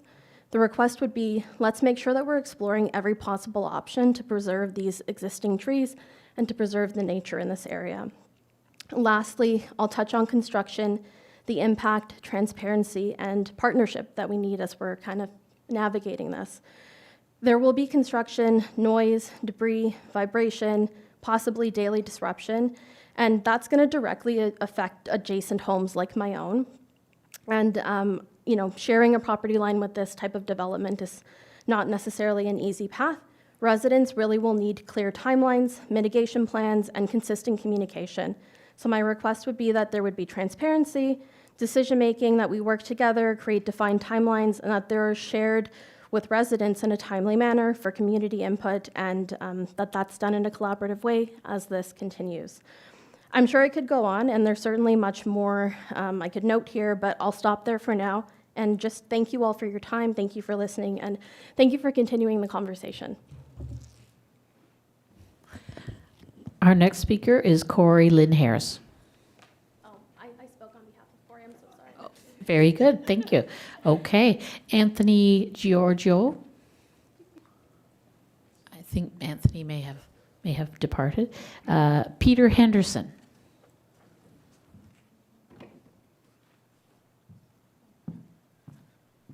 I just want to say thank you to everyone for listening to all of our concerns. I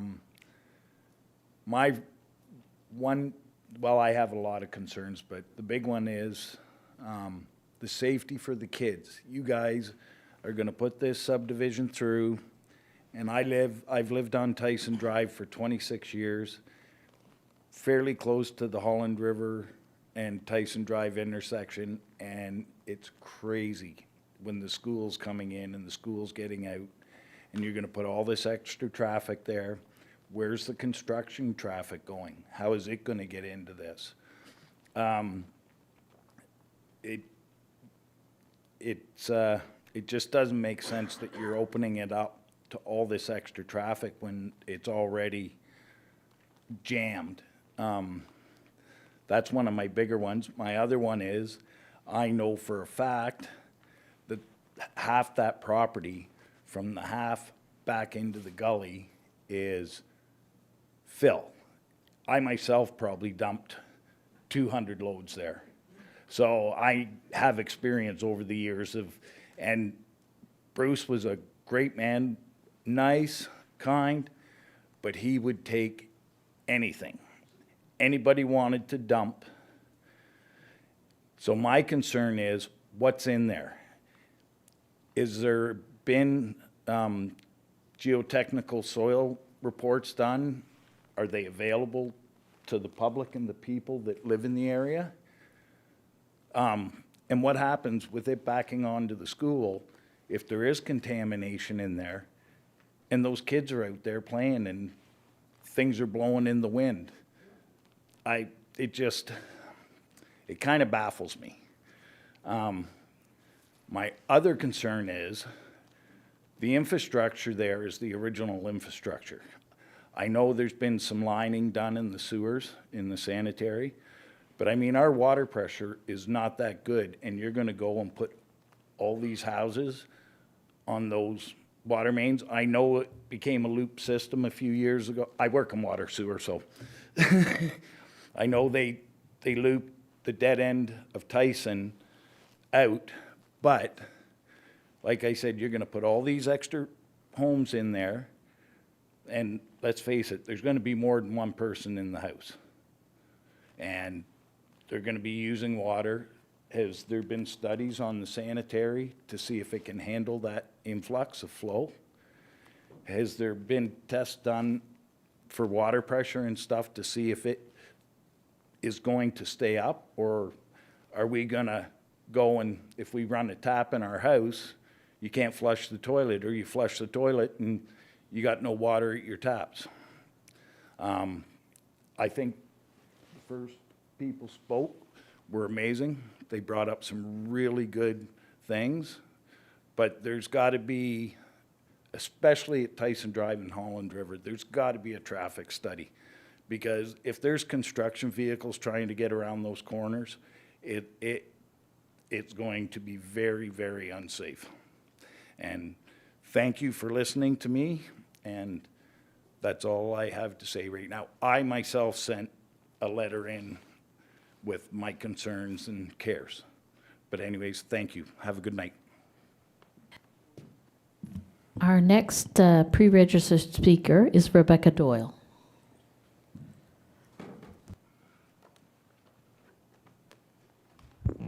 Hi. I just want everyone to think for a moment about how we measure success. To me, it's peace, it's comfort, it's happiness, it's the tranquility of my small town surrounded by neighbors who know each other. We've all lived here for decades. It's the serenity of nature. I've been fortunate enough to spend 35 years in it. I played hockey on my quiet street, Valley View Avenue, nice dead end. I borrowed books from the library, attended Good Shepherd Catholic School, played in the parks, walked on the trails, and enjoyed my peaceful town. When I got sick, I was afforded a bed at South Lake to recover in as much comfort as a hospital will allow, with the full attention of staff. I've sat by the Holland River and listened to the quiet trickle of water and the wind rustling through the trees and the hum of crickets and frogs. How do we measure success for this town? In my opinion, all the things I mentioned above are the perfect criteria, yet the objective here seems to be promoting unsustainable growth. It's selling our peaceful town to developers who are solely focused on revenue with no regard for the impact on the rest of us. Between the 2011 and 2016 censuses, the population of East Gwillimbury grew by 6.8%. Between the 2016 and the 2021 censuses, our population exploded by 44.4%. Massive developments have been constructed throughout East Gwillimbury, from the new builds located between Holland Landing Road and Highway 11 to the significant developments in Sharon and Queensville.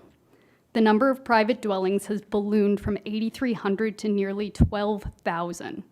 Although houses continue to be built under the guise of providing much-needed housing, they carry price tags that are often outside the reach of the average Canadian family.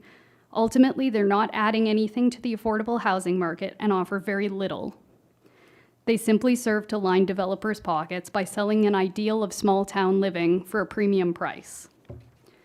East Gwillimbury, as well as a significant portion of York Region, is serviced by South Lake Regional Healthcare Facility, which has been operating at overcapacity for years.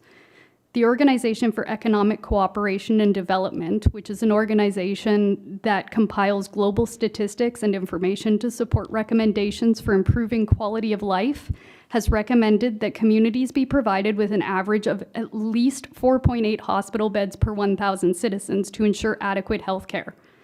Canada averages a pitiful 2.6 beds per 1,000 citizens, but even compared to that, South Lake falls short. South Lake's website states that they serve Northern York Region and Southern Simcoe County. Based on that information, we can make a conservative assumption that the communities served total over 300,000 people in population. Given South Lake's own estimate of around 500 beds, that would put the average hospital beds per 1,000 at a measly 1.6. How can we continue to approve developments that bring an influx of people when our facilities are already woefully inadequate for the population that we currently have? Providing medical care for an aging population is extremely important. Equally as important is providing adequate education for the youth of our community. According to the 2021 census, there are 1,955 people in East Gwillimbury between the ages of 15 and 19. East Gwillimbury does not have a high school. The majority of high school-aged children are bussed out of East Gwillimbury to adjoining communities, attending Dr. Denison or Keswick High. Those schools don't even combine to have enough seats for the teens in East Gwillimbury, let alone the students who actually hail from the communities in which these schools are located. How can we thrive when the children cannot get an adequate education? How can we continue to add housing when the people moving into those houses have no school to send their children to? Specifically for Valley View and Tyson, this proposed rezoning would have a lasting impact on these streets. The impact on the surrounding natural areas and the habitats of the animals that inhabit the area is immeasurable. and the construction activity would also affect local plants and the water table. Construction vehicles passing down Tyson would damage the tree-lined streets, requiring the removal of the beautiful canopy that arches over the street. The vehicle access and construction noise would disturb the peace of those two areas and create a safety hazard for the people who live on both streets. The traffic studies provided by the developer in their proposal only address the increased traffic after construction is complete. Their estimates are that 10 times the traffic will pass through the neighborhoods on a daily basis. Since Valley View has direct access to Mount Albert Road, it's likely a majority of the people will choose to go that way. The stop sign at the end of the street would get backed up with cars attempting to turn onto the busy throughway, and the increased traffic would make it hazardous for everyone who lives on Valley View, as the street has no sidewalks and no safe areas to travel and avoid the influx of vehicles. Beyond the numbers and statistics, you have to read the room. The people of East Gwillimbury oppose this unchecked growth. It benefits nobody but developers. People swamped the meeting to oppose the Sand Road development and are filling the room tonight to advocate for our peaceful, idyllic town to remain unblemished. The people are making their voices heard that these developments are not what we want as a community. The peace and quiet, the flora and fauna, the small town vibes, and all the things that drew us to this community are fading quickly. I would argue that in order to consider this community a success, we should be fighting to preserve these elements rather than paving over them. Thank you. And that brings an end to the names of the pre-registered speakers, but the purpose of tonight's meeting is to inform the public and obtain public input. So I'd like to ask the clerk if there are any other speakers who have registered. Through you, Madam Chair, I can confirm that we do not have any other registered speakers that have completed the form outside, but you had previously indicated that if anybody wishes to speak, they can fill out the form and provide their feedback. Yes, absolutely. So is there anyone else in the council chambers tonight that would like to approach the podium? And if so, you are welcome to. You need to fill out a form with your name and address with the clerks, and then you are welcome to speak. Any other individuals who'd like to speak tonight? Seeing none, we will move on then to, okay, there you go. Do I have to fill out a form first? Well, you can fill it out after, but if you'd like to state your name and your general address where you live. Certainly. Okay. My name is Gordon McLeod, and I live at 121 Tyson Drive. I've lived there for the last 11 years. I moved from Newmarket, and the reason why I chose that street is because it was a court. I knew that there wouldn't be a lot of traffic on there. I came from a court in Newmarket, so I was looking for the same kind of vibe around where I was going to live, and we're very happy there. And when I first saw that sign go up on Mount Albert Side Road, that you were going to put this development in, I thought, I'm going to have to move if you approve this, because I don't want to live over there with all this extra traffic. And I don't know why they have to use Valley View and our street to get into this development. They could, if you approve it, they could always put a street in from Mount Albert Side Road to get into there. I don't know why our courts have to be destroyed. So anyway, that's all I got to say. Very good, thank you. And if you can please approach the clerks and fill out a form. Outside? At the back of the room, yes, actually. Thank you. And so now I'd like to open it up to members of council and ask if there are any other questions that you might have for either the presentation from the applicant or any matter you'd like to discuss. Yes, Councillor Carruthers. Thank you, and I want to thank the people who spoke so well tonight and for all the letters that we've received. It's much appreciated. The woman who spoke last, I would really ask that you forward that correspondence to the province, because it is the province that mandates how much we're going to grow. It is the province that funds the hospitals and the schools. So we are at their mercy for when they're going to expand the hospital, when they're going to give us new schools. Good news is there is a few new schools coming, so that's good. Your concerns are well heard. I also want to make sure that you are all aware that there's a page on the town website with that address on it that will have all the submissions for this application. So the gentleman who was asking about, have you looked at traffic studies and servicing and stormwater, all those reports are there. Those are submitted by the developer, and our staff will look at them and have them peer reviewed, but it's a good start to take a look at what's already been done there. There's some talk about that we're going to put this here. It's not up to us to put it here. It's up to it's up to us to look at plans that are brought to us and make a decision based on whether it conforms to our official plan or not. So this isn't something that we are asking for in any way, and many of the concerns that the residents have brought, I 100% agree with. My question for staff are about the timing on this. This was brought forward a number of years ago, and then it was put on hold. Now it's back. We're past the window for them to take us to the tribunal for non-decision. I'm just wondering if we can get some background on why this is coming back now or why it was put on hold previously. Through you, Madam Chair, I will actually direct that question to the applicant's representative, if you don't mind. Please, thank you. Thank you. Through the chair. My understanding is the application was put on hold due to various market forces and internal direction at the owner's desire. So yes, the point is taken that planning legislation has changed in terms of timelines, in terms of refunds, not to get into the intricate details. But the intention is we really do want to work collaboratively. So the points heard tonight, I took detailed notes. They're well taken. Thank you. Thank you. We appreciate that. Now, there's also significant concerns brought up about the soil contamination. I'm wondering if you can speak to that at all. Certainly. So again, through the chair, as was mentioned, there a number of detailed technical studies have been prepared, including what's called a phase 1 and phase 2 environmental site assessment.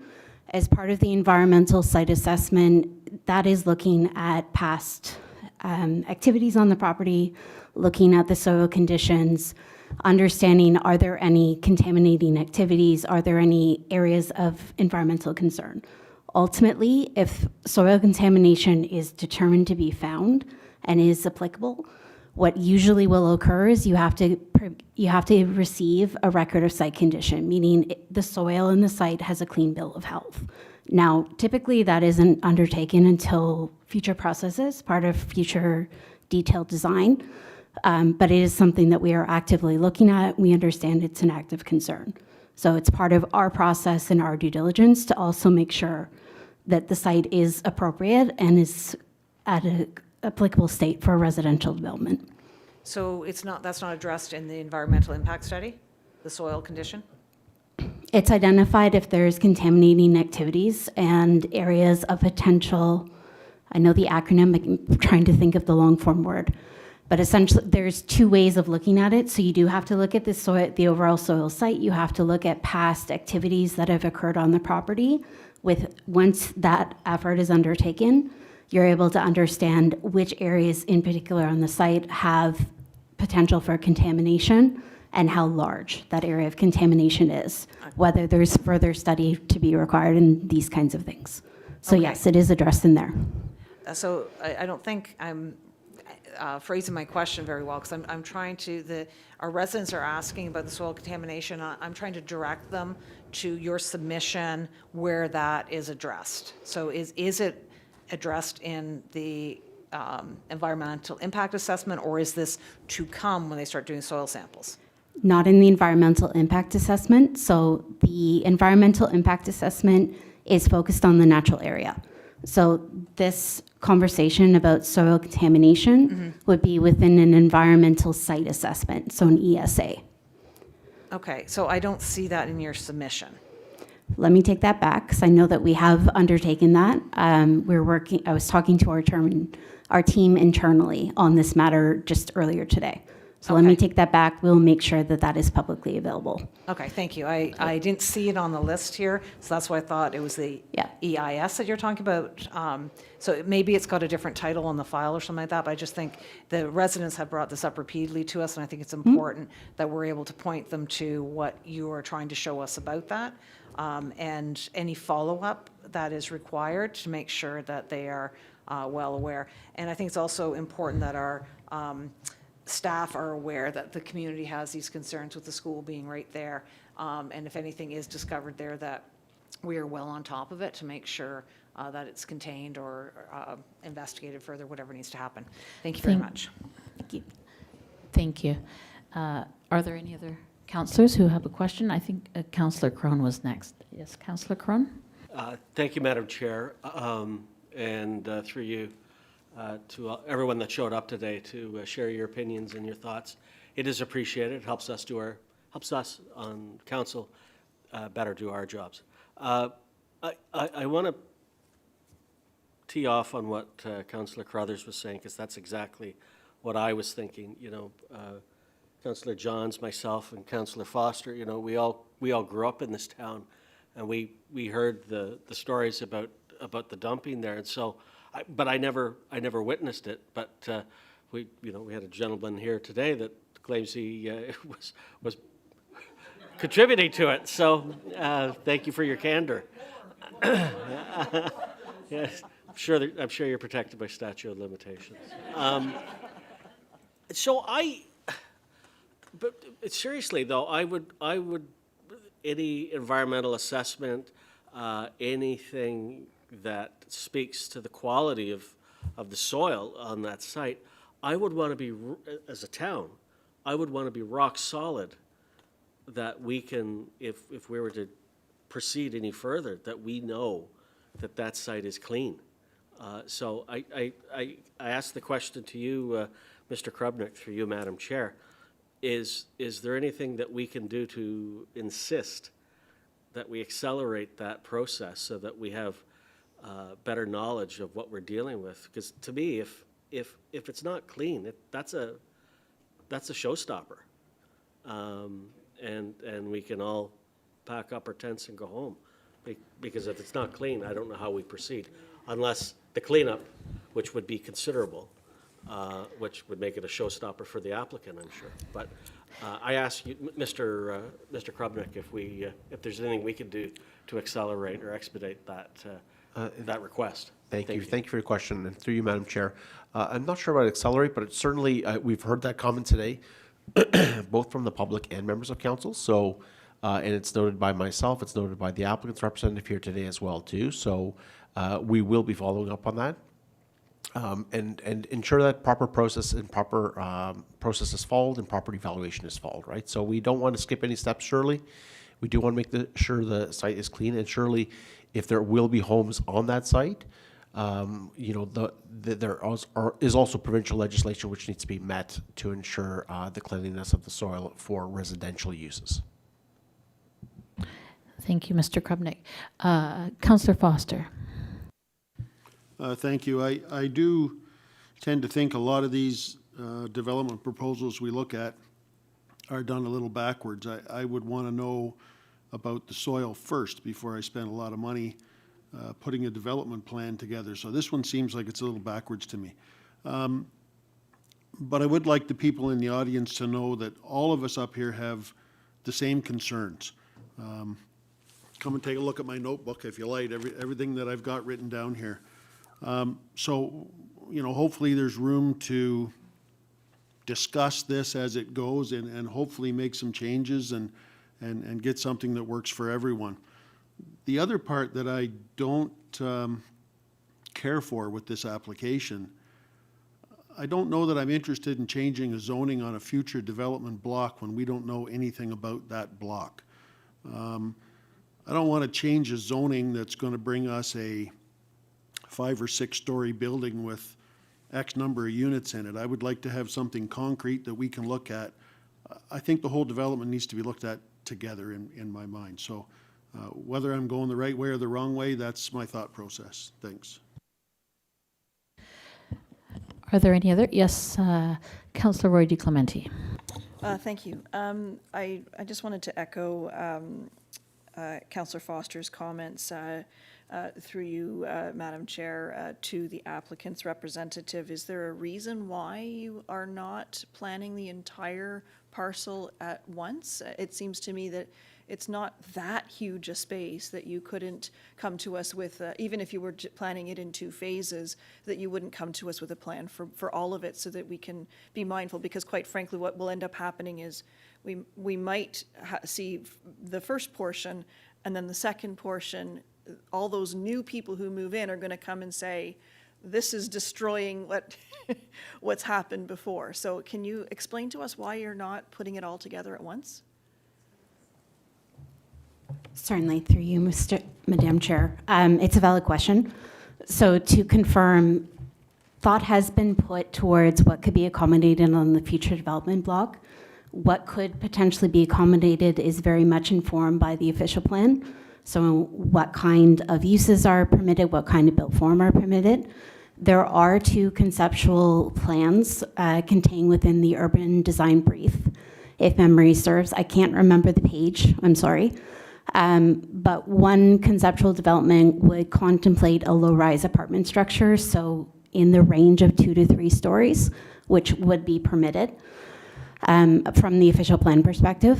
Another alternative iteration would be a townhouse configuration. So it would be lane-based townhouses. So essentially townhouses would be on the north and south property lines, if that makes sense, of the future development block. And there would be a lane access that would provide access to those individual units. So again, there is a conceptual plan contained within the urban design brief. It's something that needs to be further refined. We understand that there were comments provided on the last submission, essentially getting into more intricate detail. I get it. I get the point. It is good planning to understand a site and its surrounding context in its totality. So we're not trying to pull a blind eye here. We just simply need a little bit more time. We need to take that back to the drawing board. So you have had since 2021. The firm, yes. So in my defense, this has not been my application the entire time. Sure. So again, point taken. We've been at this for a while. Again, I'm not trying to downplay this too much, but legislation has changed. So what used to be priorities, frankly, aren't from the provincial perspective. Provincial priorities change, policies change, the way that the planning process works and had worked in the past has changed. So again, I get it. We want to look at this in totality. We're not trying, we've all been in that situation before. So thank you. More information is better. Sure, thank you. I will note, Madam Chair, that this is an application that isn't requesting an amendment to our official plan, but simply that they're looking for zoning and site and subdivision. So from my perspective, like Councillor Foster, I would like to see it done as a whole. So thank you for that. Thank you very much.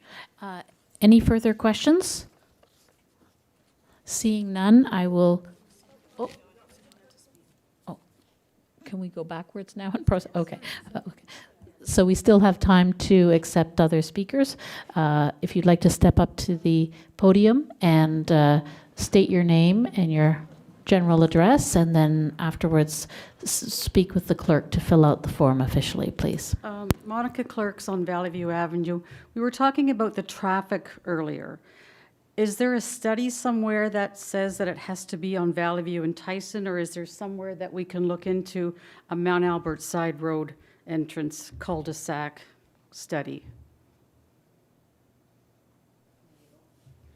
Thank you. We'll ask the applicant to address that question.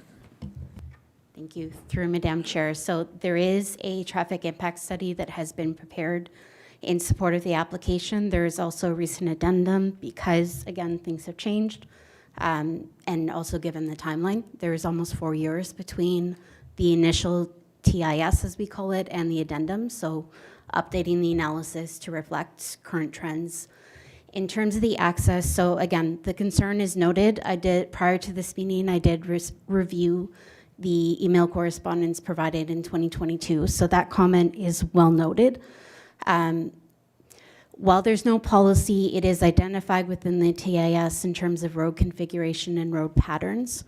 So simply put, the access to the development that does not come off Mount Albert Road is a comment that we've received as part of the technical review to the application.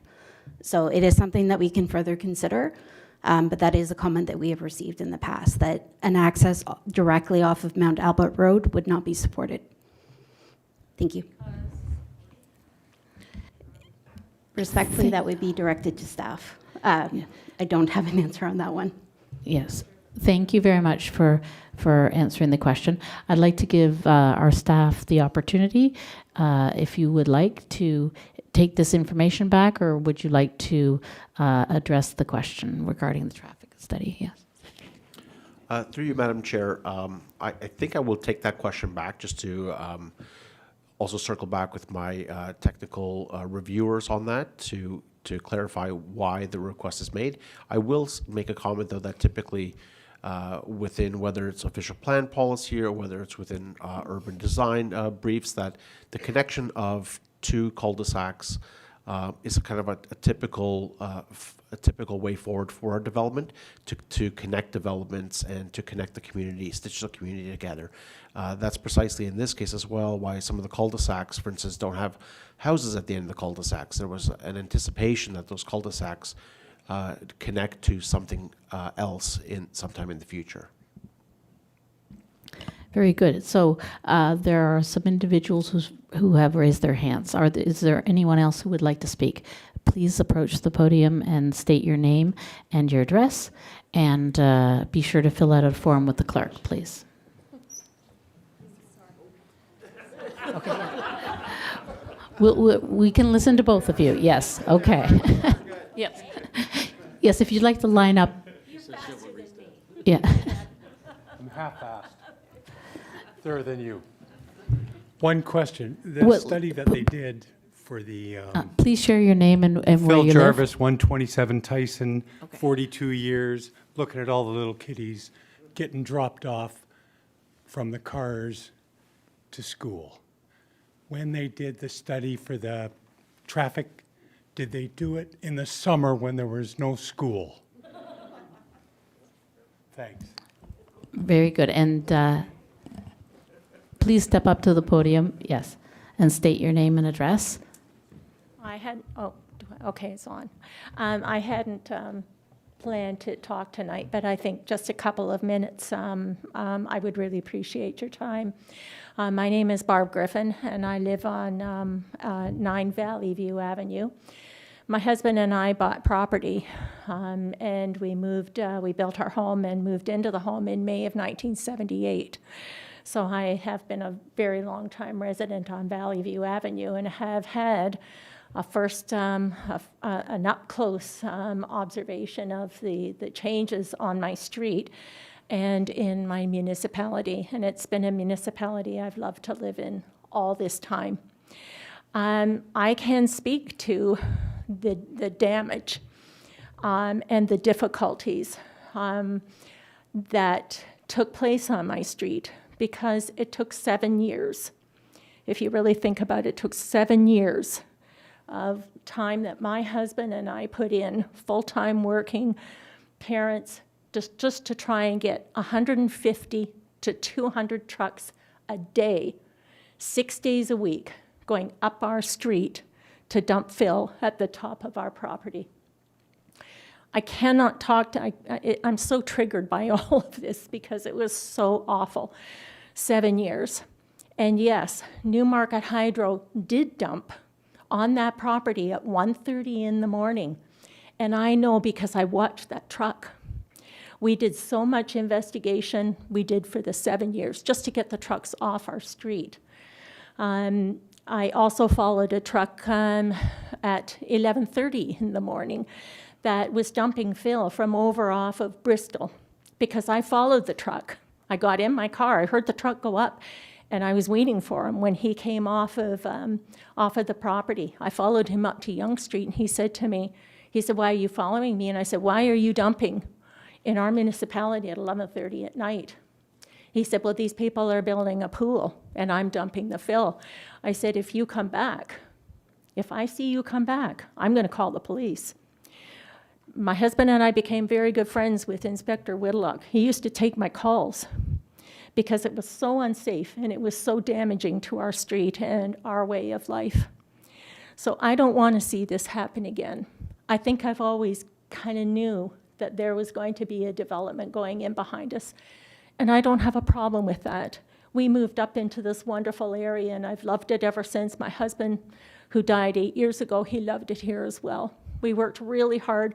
I have wonderful, wonderful neighbors, and they are just excellent people. And I think the municipality deserves better. Our street deserves better. And I'm going to invite every one of you to please come down to the proposed site. Come to Valley View, come to Tyson, go to Thomas Shepherd, take a look at what they are proposing, and then see if that would work for you. So I'm inviting you to all come in, come to 9 Valley View. I'll have coffee for you. We can sit and we can have a chat. But I'm asking you to please come to the site, because I don't think that years ago, when my husband and I were working so hard for our street, that many of the councillors with whom we met day in and day out, we had the Ministry of the Environment up, because my husband worked for the Ministry of the Environment, so we had people come up to assess the site and tell us this was not the way to be putting things on a property. So there should be records that you guys should be able to access from the Ministry of the Environment. I don't know if they still keep them or whatever, but we did a lot of work those 7 years. I would just really hate to see all of that go for nothing. But I thank you very much. Thank you. Is there anyone else who would like to speak tonight? I'd like to remind everybody that there's still an opportunity. You can make submissions to planning@eastgwillimbury.ca, and if you'd like to be notified of any council meetings concerning this application in the future, please complete a form located at the desk at the back of the council chambers. And so, seeing no other speakers, and if there are no other questions from members of council, I would like to read the resolution and get a mover and a seconder. Be it resolved that the Development Services Memorandum dated November 18th, 2025, entitled Zoning Bylaw Amendment and Draft Plan of Subdivision Applications 291 Mount Albert LP, 291 Mount Albert Road, Public Meeting, File ZBA 2107 and 19T-20212 be received, and that the presentation from the applicant be received, and that comments received at this statutory public planning meeting be addressed by the Development Services Planning Branch in a comprehensive report to a future council meeting date. And can I have a mover? Councillor Crone, and a seconder? Councillor Foster? All in favor? And that has passed. I will now turn the chair back to Acting Mayor Johns. Sharing microphones here now. Wonderful. Okay. We are now on agenda item I1, and that is correspondence from A. Lenkov dated November 10th, 2025, regarding a petition regarding demolition of structures at 31 Sand Road, Holland Landing. So looking for a mover on this item. Councillor Crone, seconded by Councillor Leahy. Any discussion on that? Yes, Councillor Crone has some discussion on this item. Yeah, thank you, Mr. Chair. I'm looking at the petition, and it says we respectfully request that the Town of East Gwillimbury, it's 5 asks, provide a full public explanation of how and why the demolition of 31 Sand was permitted. Second, disclose all permits, reports, and decisions related to the demolition. Number 3, review whether all applicable heritage planning and permit requirements. Councillor Crone, would you mind pausing as there are people exiting just for 1 minute, if you wouldn't mind. My apologies for cutting you off, sir. That's okay.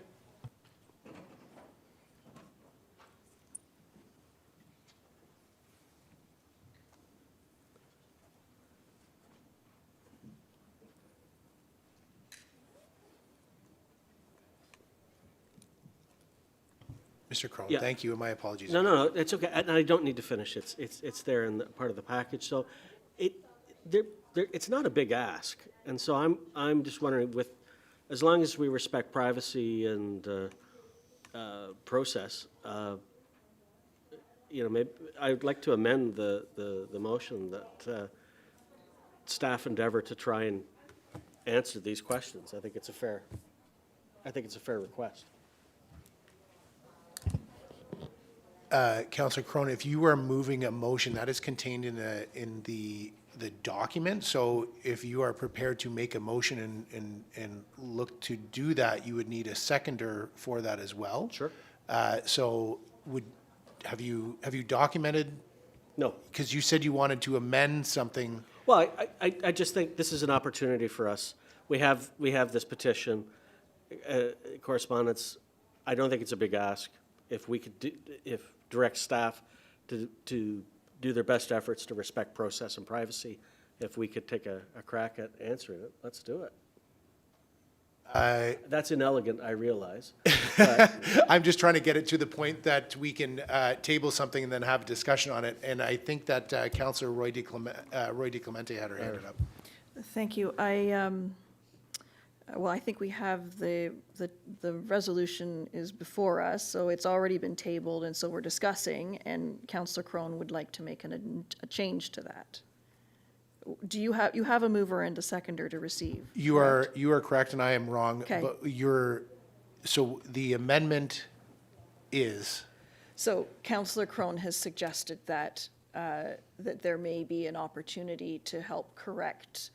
Maybe I'm putting words in your mouth, sir, but to help correct some of the timelines that exist. So we're hearing a lot of misunderstandings and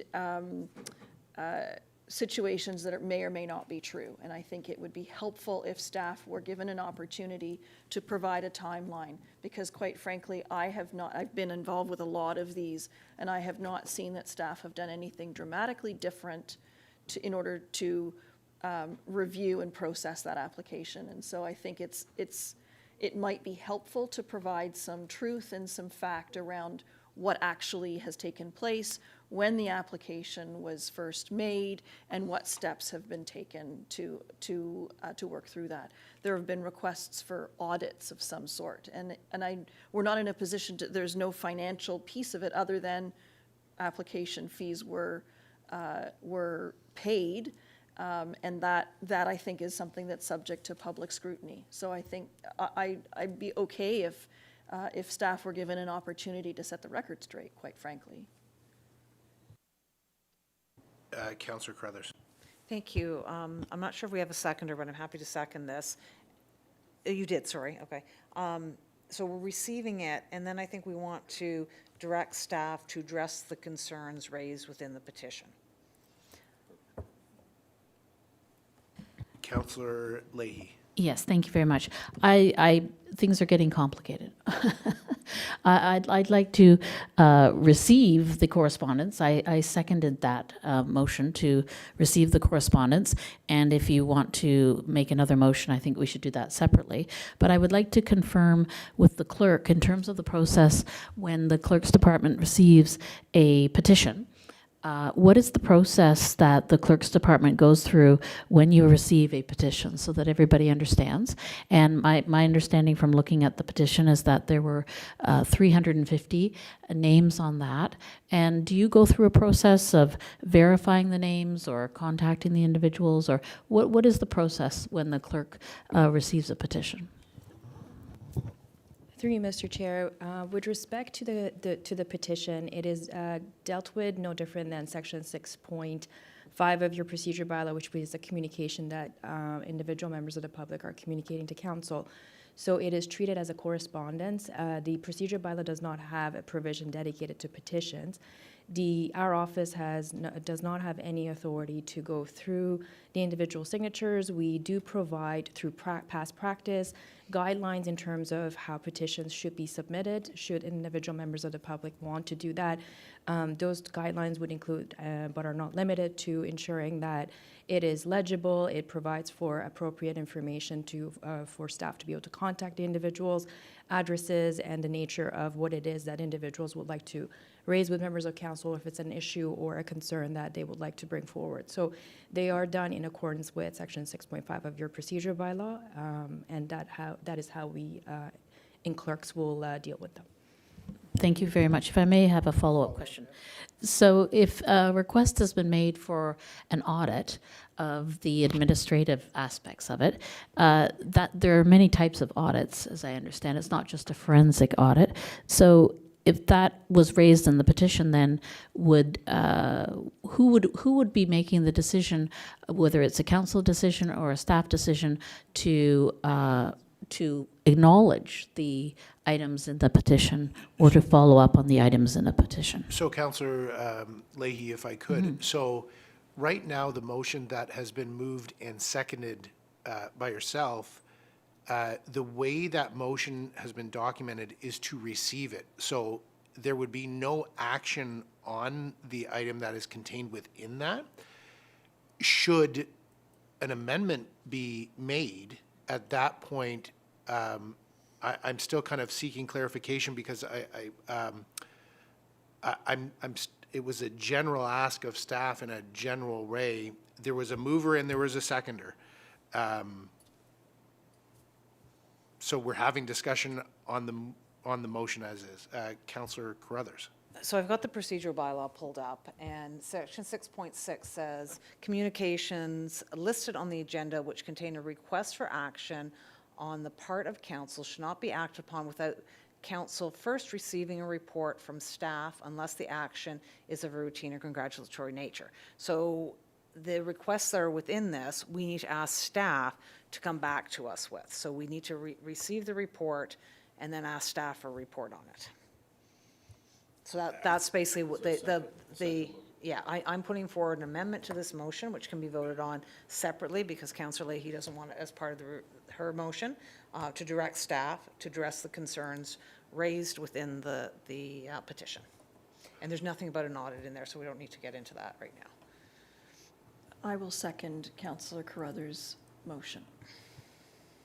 Okay, so do we deal with the amended motion first prior to the, yes, okay, so we have an amending motion. Could I get that on the screen just so I'm understanding what I'm voting on? So Councillor Carruthers and I have made a motion that we amend the original motion, which is just to receive, and ask that staff address the issues raised in the petition.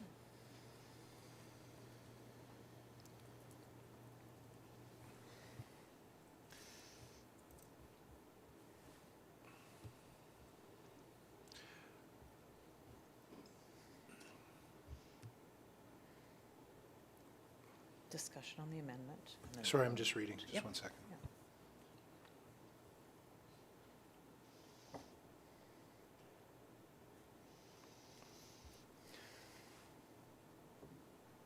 Okay, so moved and second. Is there any conversation about this? Doesn't appear any. So, all in favor? All those opposed? Motion carries. We still need to go back to the original one. I just want to confirm I was in favor. Yeah, I was yeah. Turning off my mic, I didn't get my No hand down quick enough. So we just need to go back to the original one for housekeeping, is that correct? No, we amended that motion. No, no, we didn't. Is it separate? Okay. No, the motion was to amend because Councillor Leahy, even though she supported the amendment, didn't want it in the original motion. So, we have a mover and a seconder. Is there any discussion on that? All those in favor? Motion carries. Okay, so I don't have multiple screens here. Just 1 second. It's okay, I always run. Now we're going through to, Mr. Chair, you're on item J, resolutions. there are none at this time under item J. Item K, there's no reports at this time. So we come to item L1. It's a bylaw 2025-060, being a bylaw to establish and regulate the East Gwillimbury Fire and Emergency Service and to repeal bylaw 2011-079. Need a mover and a seconder. Councillor Leahy, seconded by Councillor Crone. Any discussion on this item? All those in favor? Sorry, all those in favor? Motion carries. Any other business at this time? Item M, seeing none. And confirming bylaw, be resolved that bylaw 2025-061 being a bylaw to confirm the proceedings of the council meeting held on November 18th, be taken as read, enacted, and signed by the mayor and municipal clerk. Moved by Councillor Carruthers, seconded by Councillor Roy DiClemente. Any discussion? All those in favor? Motion carries. Adjournment, be it resolved that the meeting of council adjourn at 8:30 on the spot. Moved by Councillor Crone, seconded by Councillor Carruthers. All those in favor? Motion carries. Thank you very much, folks.